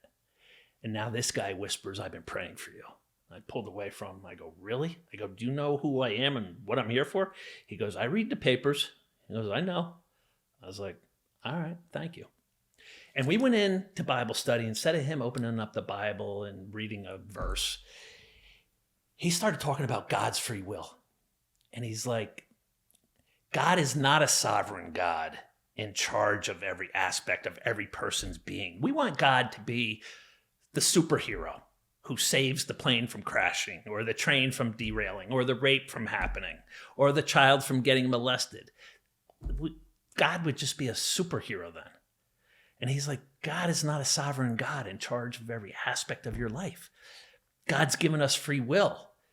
And you can use your free will for good or for evil. And the person next to you can use it for good or for evil.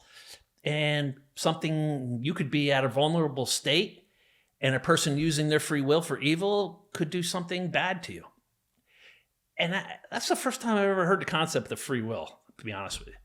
And that allowed all that anger and rage towards God to dissipate. And that night I went up to my cell and I was able to pray when I went to bed. And boom. And I got books sent to me from all over the country. Like, almost every cell had my books in it, because you could only have 6 books. My locker had 6 books, your personal locker. My roommate, so I had 12 books in my room. My roommate, I'm like, hey, these are your 6. These are my 6. And then other cells had my books. And, at one time I'm in my cell and I just called out to God. I said, God, you got to help me heal myself or kill myself, because I just can't go on feeling like this. Just every day was just feeling so down and broken and depressed and empty. And I heard like an internal voice say, pick up a book and start reading. And I picked up the littlest book that somebody had sent me. It was Viktor Frankl's Man's Search for Meaning, from Holocaust survivor Viktor Frankl. And I read that. There were so many great lines in there, but one line flipped the switch in me. And to paraphrase, it was, when you are faced with a situation you cannot change, you are challenged to change yourself. And I'm like, wow. I'm like, all right, this situation I'm in ain't going to change. I could potentially do life. I was charged with first-degree murder, 30 to life, by the New Jersey Prosecutors Association. And I want people to hear that. New Jersey Prosecutors Association charged me with life, because that's going to come back at the end of the story. And I read that book, and it ignited something in me. I'm like, all right, I'm going to change. And then I read The Power of Now by Eckhart Tolle on mindfulness.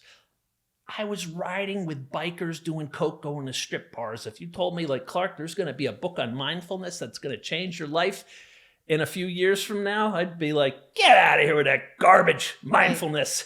Mm-hmm. And so much of that book spoke to me. And then I just like, I dove into reading. And I had to read close to 500 books while I was locked up. Mm.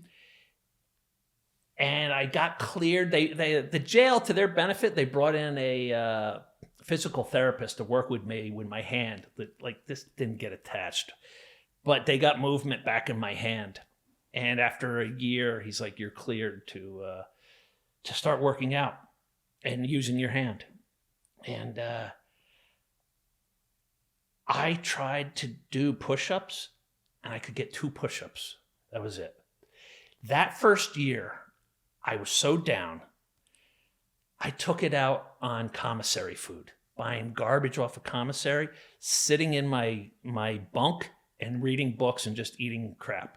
I put on 60 pounds that first year. Every year you're locked up, they take you down in the jail for a mini physical, and then they weigh you. And the nurses were like, holy hell, Clark. You got to slow down. I'm like, dude. And my lawyer actually came in like after that year mark. And to be blunt with everybody, he called me a fat fuck. He goes, holy hell, dude, you're a fat fuck. And I was like, bro, you don't know what it's like, man. I'm under such stress. Right. And, he's like, are you going to make it to trial? If you go to trial, he goes, you're a balloon. And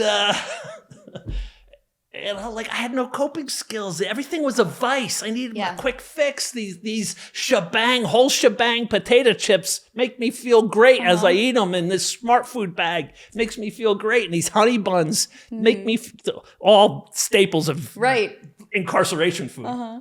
And so I like how you're very attentive. Yes. I feel like I have captured your attention. It's great.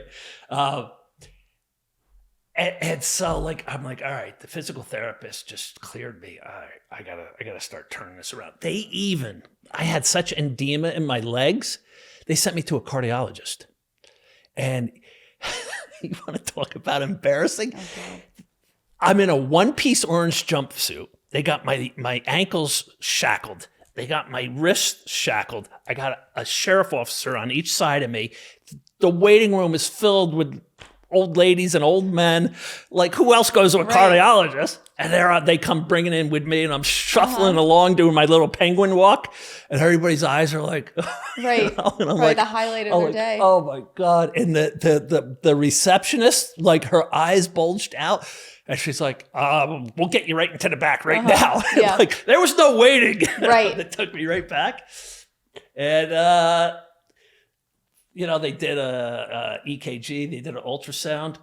And what they determined, I was a fat fuck. Yeah. There was nothing wrong with my heart. Exactly. You're just fat. So I'm like, all right, I gotta start. I gotta put down the potato chips, I guess. That sentence, change your challenge to change yourself. So I'm like, I gotta change myself, man. And people that are unhealthy, and I'm not fat shaming anyone. I was fat, and I don't mean to shame anyone in the audience if you're heavy, because at the gym, one of the greatest things I love seeing is someone heavy in there. Mm-hmm. Yeah, go for it. Get your life back. Get your health back. I could do 2 push-ups. Right. 2. That was it. And then I'd collapse to the ground.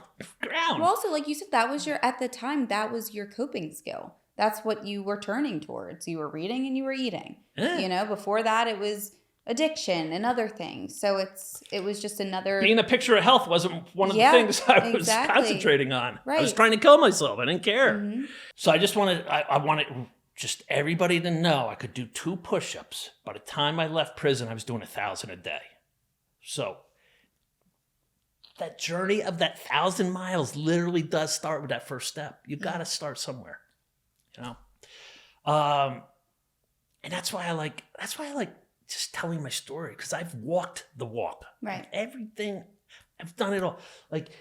And I relate to so many people. You got drug or alcohol issues? I've been there. You got gambling issues? I've been there. You got sex addiction? I've been there. You got food addiction? I'm with you. 60 pounds in a year. Like, I'm right with you. You can't do more than 2 push-ups? I'm right there with you too. Like, I Killed got somebody? Gotcha. Right. You want to kill somebody? Right. Well, I'm Exactly. telling you don't, because I did it, you know? It's just, there's been so much, you know? Mm-hmm. And for the first 2 years I was locked up, and your mind, when it's, when you've abused drugs and alcohol, your mind gets rewired for those pleasure chemicals. And it took me 2 years to stop fixating on a glass of red wine and a line of Coke, because to me, they went perfect together. Like, I'm like, man, if I could ever get out from this life sentence, I'm facing life. And this is what my mind's saying. Like, oh, if I could ever get out of this life sentence, I can't wait to do a line of Coke and have a glass of red wine. Oh, that would be so good. And then, like, somewhere in, like, start of year 3, I was like, what are you, insane, bro? Right, doesn't Look where sound you're so good at anymore. because Yeah. of, you know, your pain and your abuse of drugs and alcohol took you to. Like, you can never go back to that. Never, ever. Like, It's detox. yeah, it takes time. Like, I hear people, like, do 30 days and they think they're off, they're good. Like, no, you're not good at 30 days. Like, man, you got to go check into a sober house for 6 months. After that, like, and you're, you know, still not good. Like, 2 years in and I'm still dreaming of Coke and red wine. Right. Like, you know, do your 30 days, do the sober house, do a meeting every day. Like, it takes a while to rewire your brain. So in year 3, it was like a revelation. Like, there's no way I can ever go back to that. We go to court. There's no such thing as a speedy trial when there's a murder case. So at the 3-year mark, just before the 3-year mark, we hired a psychologist. We hired her at year 2, but it took a year because she was writing a book to, like, draft her whole report on me. But it was a psychological report. And in that report is the abuse, is the murder, is drugs and alcohol. It's my whole story. And you don't go to court like on TV and it's a whodunit and they don't know anything. The prosecutor has to get all of this info. So he got this report. And it was June 15th. I got arrested June 13th. So June 15th, we go to court and they offered me a plea deal to 2nd-degree manslaughter, which carries 5 to 10. And first degree was 30 to life, and now I'm down to 5 and 10. And my lawyer said, I'll do whatever you want. Like, you want to... He presented with this to me weeks in advance before that court date. He's like, you want to go to trial? We'll go to trial.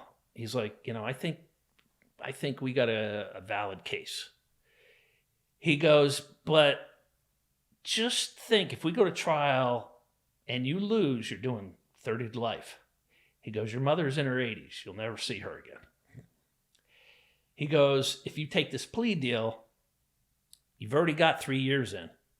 He goes, and, you know, you could be out in a couple of years.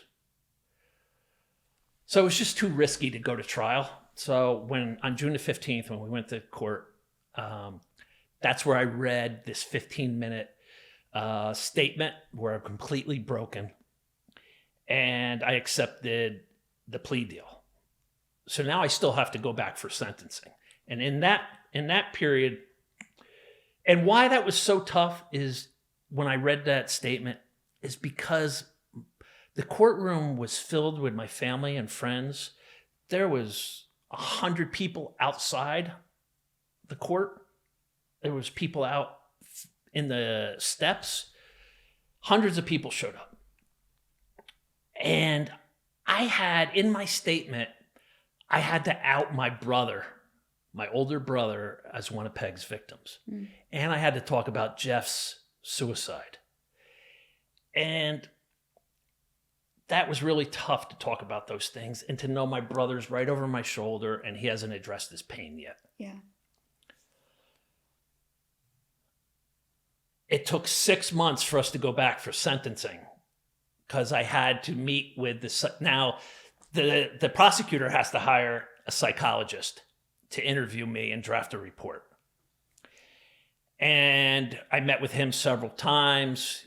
You got to do like I don't know how many exams, 500 multiple choice you got to take. And I did the Rorschach test. And I had to draw pictures, and I had to look at pictures and describe what the scene is and like all this stuff. He drafts his report, and he thinks I fit in perfectly to passion provocation. Our defense was diminished capacity. He says passion provocation fits perfectly. It's never been used 30 years after the fact. But he said there's 4 criteria to passion provocation. The husband comes home and the wife's in bed with the mailman and he kills her or him. That's passion provocation. And I fit into those 4 criteria. And that was my defense, thanks to the prosecutor. The prosecutor came up with my defense. Yeah. And when my lawyer and the prosecutor met with the judge to tell him we've arrived at a plea deal, the judge wasn't like a big fan. And he said to them both, you can expect Fredericks to do every day of those 10 years. And then sometime from that meeting to when I went for my sentencing, whether he looked into the case more, whether he talked to people, whatever happened, in court, he apologizes to me. He says he's tempted to liberate me right now. And then he says, I'm going to give you the minimum that I'm allowed to give you, 5 years, and I apologize for having to send you to prison for a single day. So something shifted in him in those couple months to give me the minimum. And I heard 5 years, and that thing I scoffed at my mother said, I believe in God and I believe in miracles, and you better start believing too. And I did, and I had prayed ever since I had that Bible study class, and I put into meditation a 5, and I repeated a mantra all day long with a 5 in it. I just got the 5 that I thought was impossible. I looked over my shoulder at my mother, and she's like, gave me a wink and a nod. And I stood up and I got a standing ovation from the audience. And the judge didn't freak out and bang his gavel. He let it go on. And I got sent off. I had to I did 3.5 years in the county jail. I had to go do a year at Northern State Prison in Newark, New Jersey. And my very first day there, a therapist came to my cell and said, I followed your case on the news. I can't believe you just arrived here. Will you start therapy with me? And I was like, absolutely. So I had to go to prison to get therapy for the first time in my life. She said in my second one-on-one with her, I run a group therapy class for childhood trauma, not necessarily molestation, but childhood trauma. And will you join that? And I said, yeah. And that was the single most greatest thing for healing I could have done. I was in there with Blood gang members, Latin King gang members, Muslims, blacks, whites, every creed, every religion, and we all had, horrific childhoods. And we would share it, and we would cry in front of each other. You can't cry in prison, but in that class, we all took an oath that nothing would leave. It was a safe space. Yeah, if anybody shared anything, they would be immediately booted out. So I did therapy. I did group therapy. I did Bible study. I did church. You want to see a lively church? I'd never been to a church service like this. You get guys that are locked up 23 hours a day for 7 days a week, and they're out for 2.5 hours at a church service. They let loose. Right. It was so awesome, man. Loved church service in prison. Yeah. And I'm doing all these things. I'm doing my 1,000 push-ups a day. I'm doing burpees. I'm working out. I'm healthy. I'm writing my manuscript for what would become my memoir. My therapist told me, like, I can't believe it. For the first time in a New Jersey prison ever, they're going to have a meditation class, Vipassana meditation. She goes, I want you to sign up. Maybe you'll be one of the 15 to get accepted. I was one of the 15 that got accepted. Every Friday for 2.5 hours, we're in a classroom doing Vipassana meditation. I love that. It was just calming and peaceful and centering and grounding. Goes back to the mindfulness too. Puts you right in the present moment. Yes. Everything that was in the power now, being in the present moment, being in the now. I got released from prison,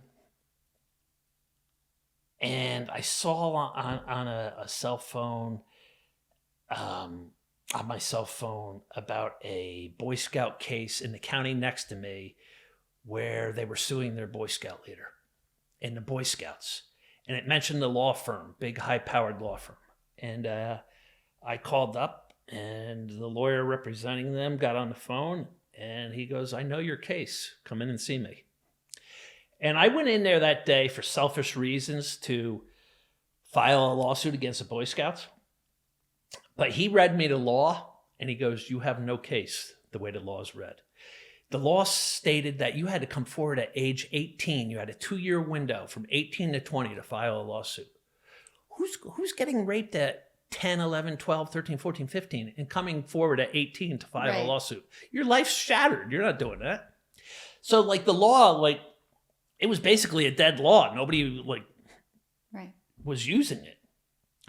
And he said, I know advocates who have been working for 15 years to get a new law adopted.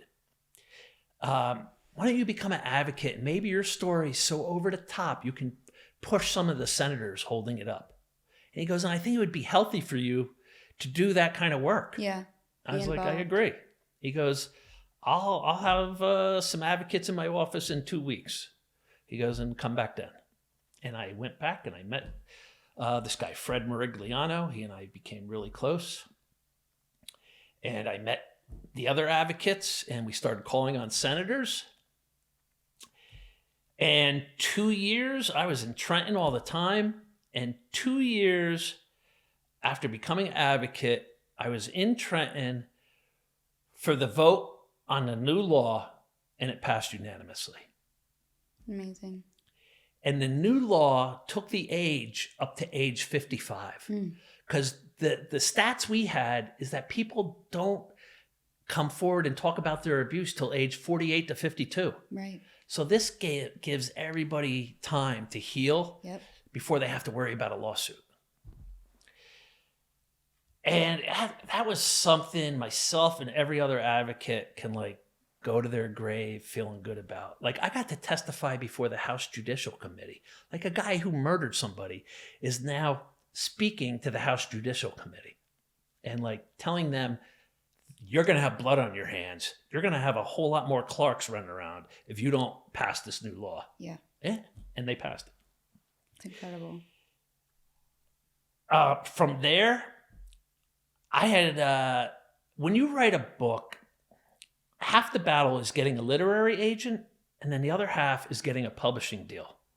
If you want to go to traditional route, everybody can self-publish. It's pretty easy nowadays.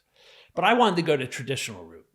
When I got out, I asked the minister at my mother's church, who had told her pray on the number 5. I went into a private meeting with him, and he's like, how can I help you? What can I do for you? I go, I got a manuscript. I think it's pretty good, but I don't know anybody in the literary world. Can you help me out? He goes, yeah, one of the parishioners has written several books, and I'll hook you up with him. Hooked me up with this guy, and the guy hooked me up with his literary agent and signed me up right away. And this guy, we hired a person to draft our first book proposal, and the guy from church paid the $5,000 out of his pocket. I said, dude, I don't know when I'm gonna have money. He goes, I'm not looking for you to pay me back. He's like, I love your story. And he goes, so he paid it out of his pocket. Wow. That first book proposal didn't go anywhere. I wrote another book proposal. That didn't go anywhere.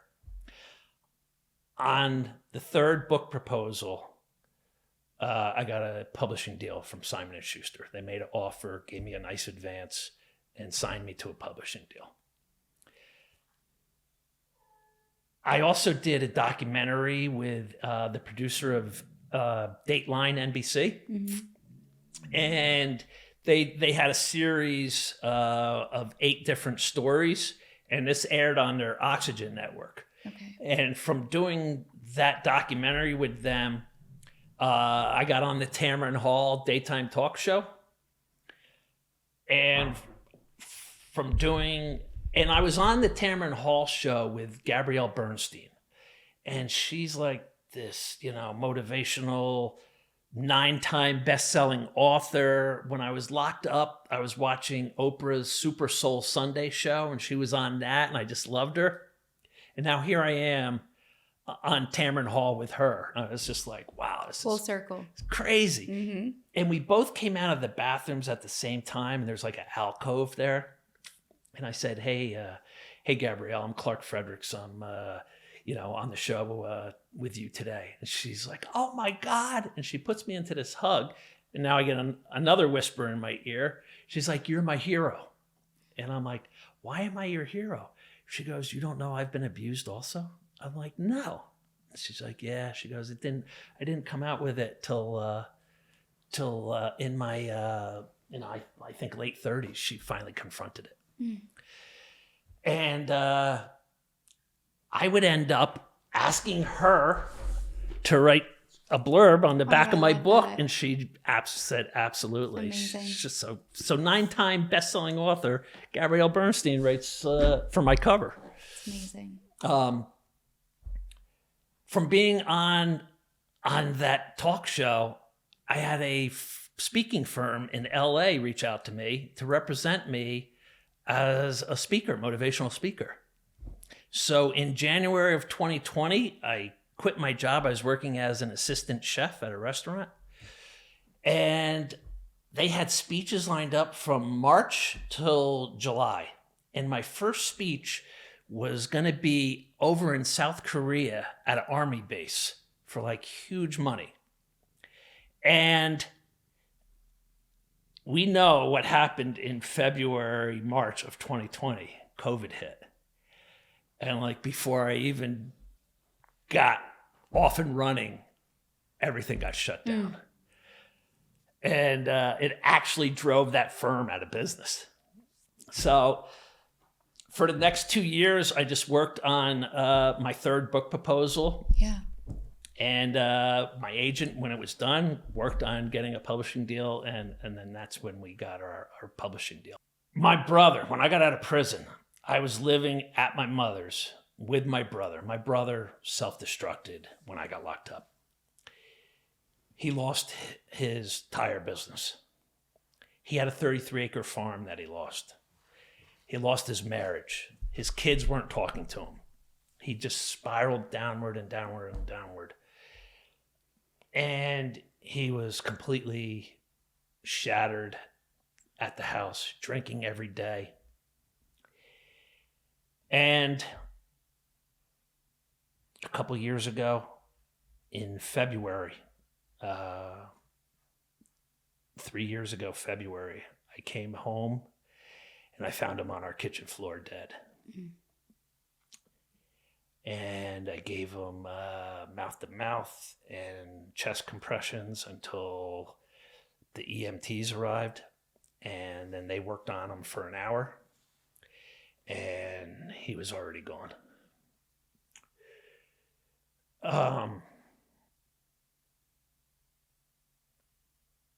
It was just so heartbreaking because, like, I've literally, and I say this humbly, I have inspired people around the world and given them tips to heal and grow, and I couldn't reach my brother. He didn't want to hear a thing from his younger brother, the healing guru. Like, didn't want to hear it, and just drank himself to death. And just, we had screaming matches. We had crying matches. When I couldn't talk to him, I would write him letters and leave it at his placemat on the table where he sat. And couldn't get through to him. Just a devastating blow. And I wanted to try to prevent as many other families as going through what we were going through. So I started a podcast too, Free Like Me. People come on, speak their truth, and leave free like me. And then I started online coaching. Right now, one of the people I coach is a woman in the Middle East, a Muslim woman. Here I'm a born-again Christian, white older guy in the United States, and she's a younger Muslim woman over in the Middle East. And she saw one of my podcasts, and I actually had her do my show. We pixelated her face. And she called me up a few months ago, and like, she needs to talk about it, but it's forbidden to talk about over there. Mm-hmm. It's the family doesn't want to talk about it. The mother literally like puts her hands over her ears and tells her to stop. The sister screams at her, "Everybody's been abused. Do you think you're any different than any of us? I don't want to hear about it. Stop, stop, stop." And she needs an outlet. She needs to get this, it's killing her. And so I'm her outlet. That's just one of the people. Another one of the guys I coached, he was abused by the actual sheriff, the head guy in the county next to me. And he sued the county. And his lawyer told me that, he goes, "You don't know what you've done for this guy." He goes, "We would go to court, and he would literally get under the benches in the fetal position and tell me, 'I can't do this. I beg of you, don't make me do this. Let's just stop this.'" He's like, "This guy was so broken. I've never seen it." And yet working with me, and I don't have magic pixie dust, but I get people, I get them to normalize it, to not be this big taboo monster that they can't talk about. Like, and you just got to sit with people in the mud. Like, sometimes if somebody's going to break their silence, they should paraphrase it to whoever they're going to tell for the first time. "Look, I got to tell you, Dev, I got to tell you something. You and I are close. And I'm going to trust you with something. And Dev, I don't want you to fix me. I'm not asking you to have the magical answers for me. I just want you to listen to me for a second. Can you do that? Don't feel you got to fix me." And then tell them. But tell people they don't have to. People instantly like get squirrely. Right. I think, "Oh my God, I don't know how to deal with this. What do I say? I got to fix this person." When you're going to break your silence, just paraphrase it to that way to people. Just sit in the mud with me, sit in the sandbox, sit across from me, and just listen. Yeah, it's important. There's not enough listening ears. Exactly. And I did a book signing event where I had a panel. I had the lieutenant of the state police who arrested me on the panel. I had a NYPD officer who was raped as a child, became a functioning alcoholic, womanizer, blowing through marriages, came across a video clip of mine online, reached out to me, and over the course of months, we developed a rapport. I invited him on my podcast, and he was able to come on and share it. And like, he and I are best friends now. I had him on the panel. So he went from like keeping this secret his whole life to like, he's in his 50s, and he's like, "If I'm going to have any life that's worth living going forward, I got to confront this monster." And it's he never came, too late. no, God, no. I eventually had that coaching client who was under the benches in court come do my podcast. I'm like, I think you're ready for the podcast, bro. Mm-hmm. He's like, all right, let's do it. It's amazing. And he did it. And then I'm like, I want you to be on my panel at the book signing event. So like I had 8 parts of the book that I read from. And then I posed questions to the panel and I let the audience pose questions. And these guys were up there. And like, I had people drive from Maryland. We had that girl from Maryland, from Massachusetts, from New York City, from the Jersey Shore, from Pennsylvania. And one dude drove all night from New Mexico to be at that event. It was incredible. Like, it changes lives. Yeah, I couldn't. We pulled up, and I'm like, is that? We got there early, and like the parking lot was full. I go, is that for us? Right. Like, it was already standing room only, and it was 45 minutes before the event. Like, I'm paranoid because we had like 30 confirmed, and it was well over 150. Right. And like, and I was like, wow. So it was an amazing event. People don't realize the power that their story has. Yes. At all. They think that it's not that important. They think, I mean, I hear it all the time. When people want to come on the show, they'll say, I don't know if my story is crazy enough. I'm like, it's not about being crazy enough or. They paraphrase that to me. Like, you've been through so much. I hate to like bring up, I'm like, right. I go, your mountain is your mountain. Exactly. Don't ever compare mountains. There is nothing too big or too small. Right. Everybody has a story and everybody handles trauma differently. But that's why it's so important to use your voice and speak out in it whatever way you can.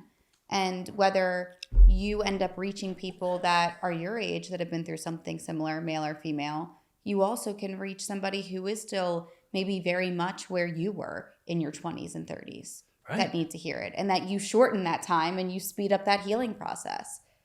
And both are incredible. There was this really, really cute girl with pink hair, just adorable. And she came from Massachusetts to the event, and she came up to get her book signed, and she couldn't talk. She just bawled and bawled and cried and cried and cried and couldn't speak. And I said, look, I'm going to help you. I'm going to write my number down in this book when I sign it. And I go, I want you to call me and we'll get through this. Yeah. And it took her like, maybe a month to finally reach out. And we spoke and I gave her some tips. And then we spoke again and I gave her some tips. And she was all over the place in her life. And I've sent her a message here or there thinking of you. And I just reached out to her this past week. And she's like, you could just tell the wording of the message. She's like, I quit drinking. I'm sober. I've got a new therapist. She's getting my trauma out.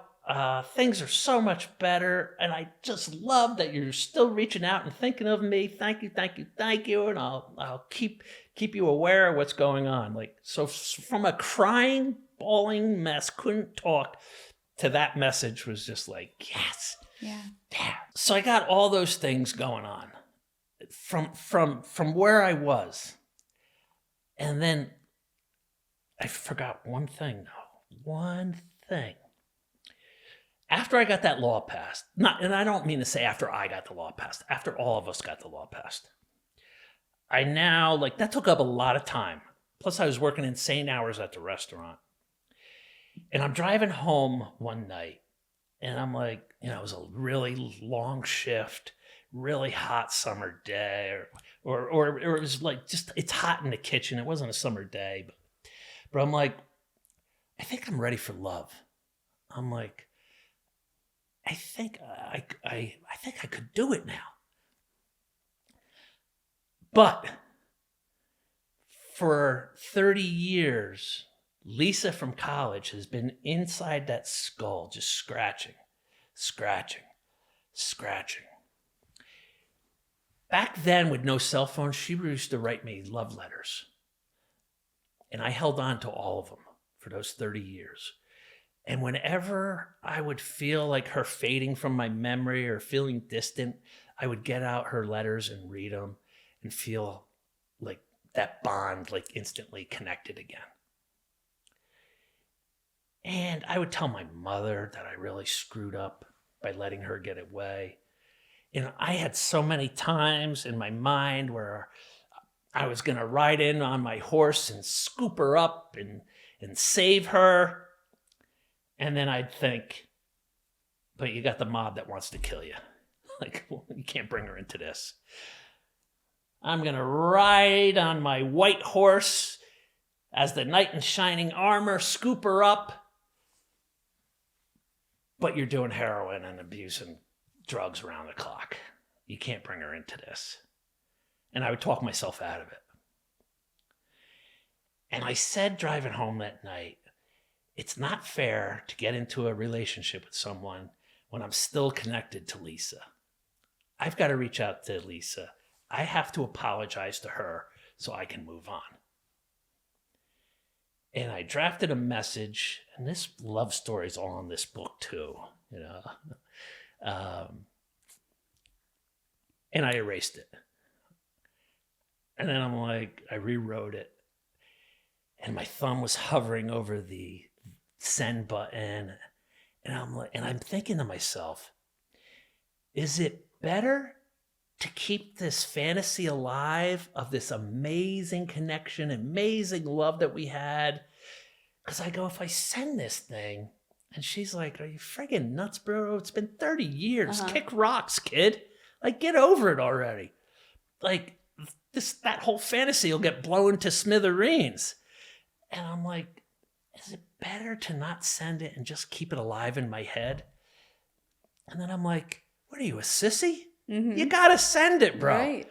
So I tell people, hit that send button, take the chance, go out on that date, start your diet, do those first 2 push-ups. You gotta. Then I sent it.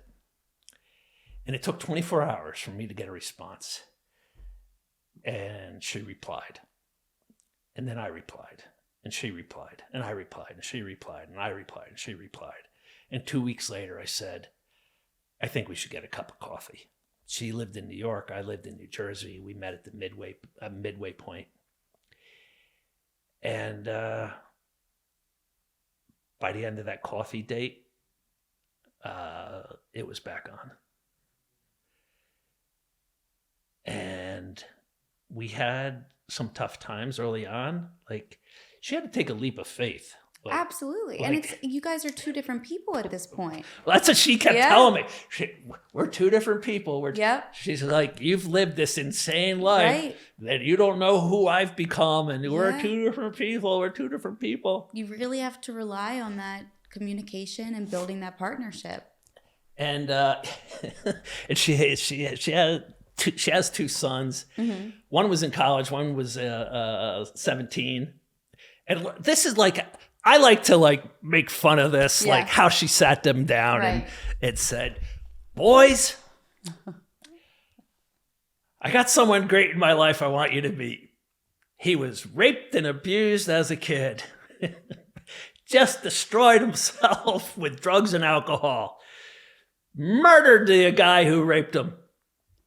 But you're going to love him. Right. There's nothing not to love. Yeah. You know? So that's not how it went down. I love it. You know, but she had to like tell them everything. Right. And her youngest son goes, he sounds like a real life Dexter. That's hilarious. And so we had that coffee and we both knew... let's make up for lost time. It had never left either one of us. And you deserve it. Yeah. You deserve to feel love. 6 years ago. And my love, Lisa, is here with me today. It's amazing. You know, we live together in New York. We talk about marriage, you know. It'll happen, you know, eventually. And it's just amazing that I can get the girl back at the end of the story. And I told you earlier that I was charged with first-degree murder and prosecuted by the New Jersey Prosecutors Association, who wanted to put me away for life. This past November, I was in Atlantic City the week of Thanksgiving week at Caesars Resort as the keynote speaker for the New Jersey Prosecutors Association conference. 1,000 prosecutors in New Jersey have their conference every year in Atlantic City, and they reached out to me to hire me, to pay me quite well, to give me a suite, to feed me, to be their keynote speaker. Like, you tried to put me away for life, and now you're like, you're doing great things. You're helping people. We love the trajectory of your life. We want you to come be our speaker. Like, you just never know where your life will take you. Like, and it all began with speaking out, uttering the words, I was raped, reading books, healing, getting faith where I had no faith, finding love, allowing love to fill my insides. And then you got to find a way to give back to others. You know, like, you really take your healing to the next level. Fulfillment. Yeah, when you can help that next person. Yeah. And I've done that, and I do that with coaching and with the podcast, and by doing events like this with you and reaching people, and so my book, Scarred One Last Time, just so you get the right one. People, I know you're going to want to get it. Yes. And you'll put the link in, I'm sure. Absolutely. And to everything else too, your coaching, everything. I mean, your podcast, whatever you want. This has a 4.9 rating on Amazon. It has a 4.7 on Goodreads. There's no other memoir that has that. And it'll inspire you, whether you've been abused or not. It's just like, everybody comes up to me and is like, oh my gosh, that book was amazing. So I can't thank you enough. Thank you. I'm honored to be here. I stumbled across your show, and I'm like, we're all insane. I'm like, boy, yes, we boy, are. is that the right title? Yeah, right. And I started looking at it. I'm like, wow, she lets people really talk about their trauma and their stories without filtering it. I love that. And I'm like, let's do that. Let's reach out to her. And you invited me on, and I can't thank you enough. Of course, I can't thank you enough. You, like I said before, genuinely, your story's incredible and so inspiring, and you do such an amazing job of telling it. And you can really, really feel the emotion through every single stage. And I say this to many of my guests. You know, I look at each episode almost like a story, like a book. Yeah. And to hear someone's beginning, middle of being right in it all, and then where they are now, it's so full circle and amazing. And even if, you know, you're at this place now where you got it down, you're good at sharing your story and articulating it, it is never something to just brush off. It is such a big step, and it takes so much courage and vulnerability and strength to put out there, you know, some of the worst moments of your life. That's never easy to do. Even if it gets easier to say it, it's still very real. It's still a part of your life and who you are. And it takes courage every single time to do that. So you should be proud of yourself for every single time that you do it, and single thing that you've done up until now.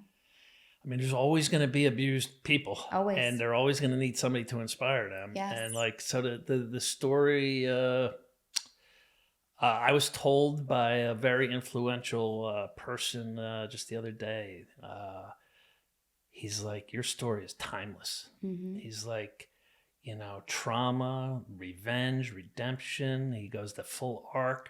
He goes, people are always going to need that. They're always going to need inspiration. And he goes, you got that. So Absolutely. Well, thank you so much for coming Thanks, out Dev! here. Of course. You're amazing. Seriously. He did amazing, didn't he? You can subscribe now to We're All Insane Plus for only $5.99 a month. And it includes ad-free listening, bonus episodes of We're All Insane, guided meditations, exclusive access to my brand new show, We're All Healing, and first access to new merch drops and discounts on merch.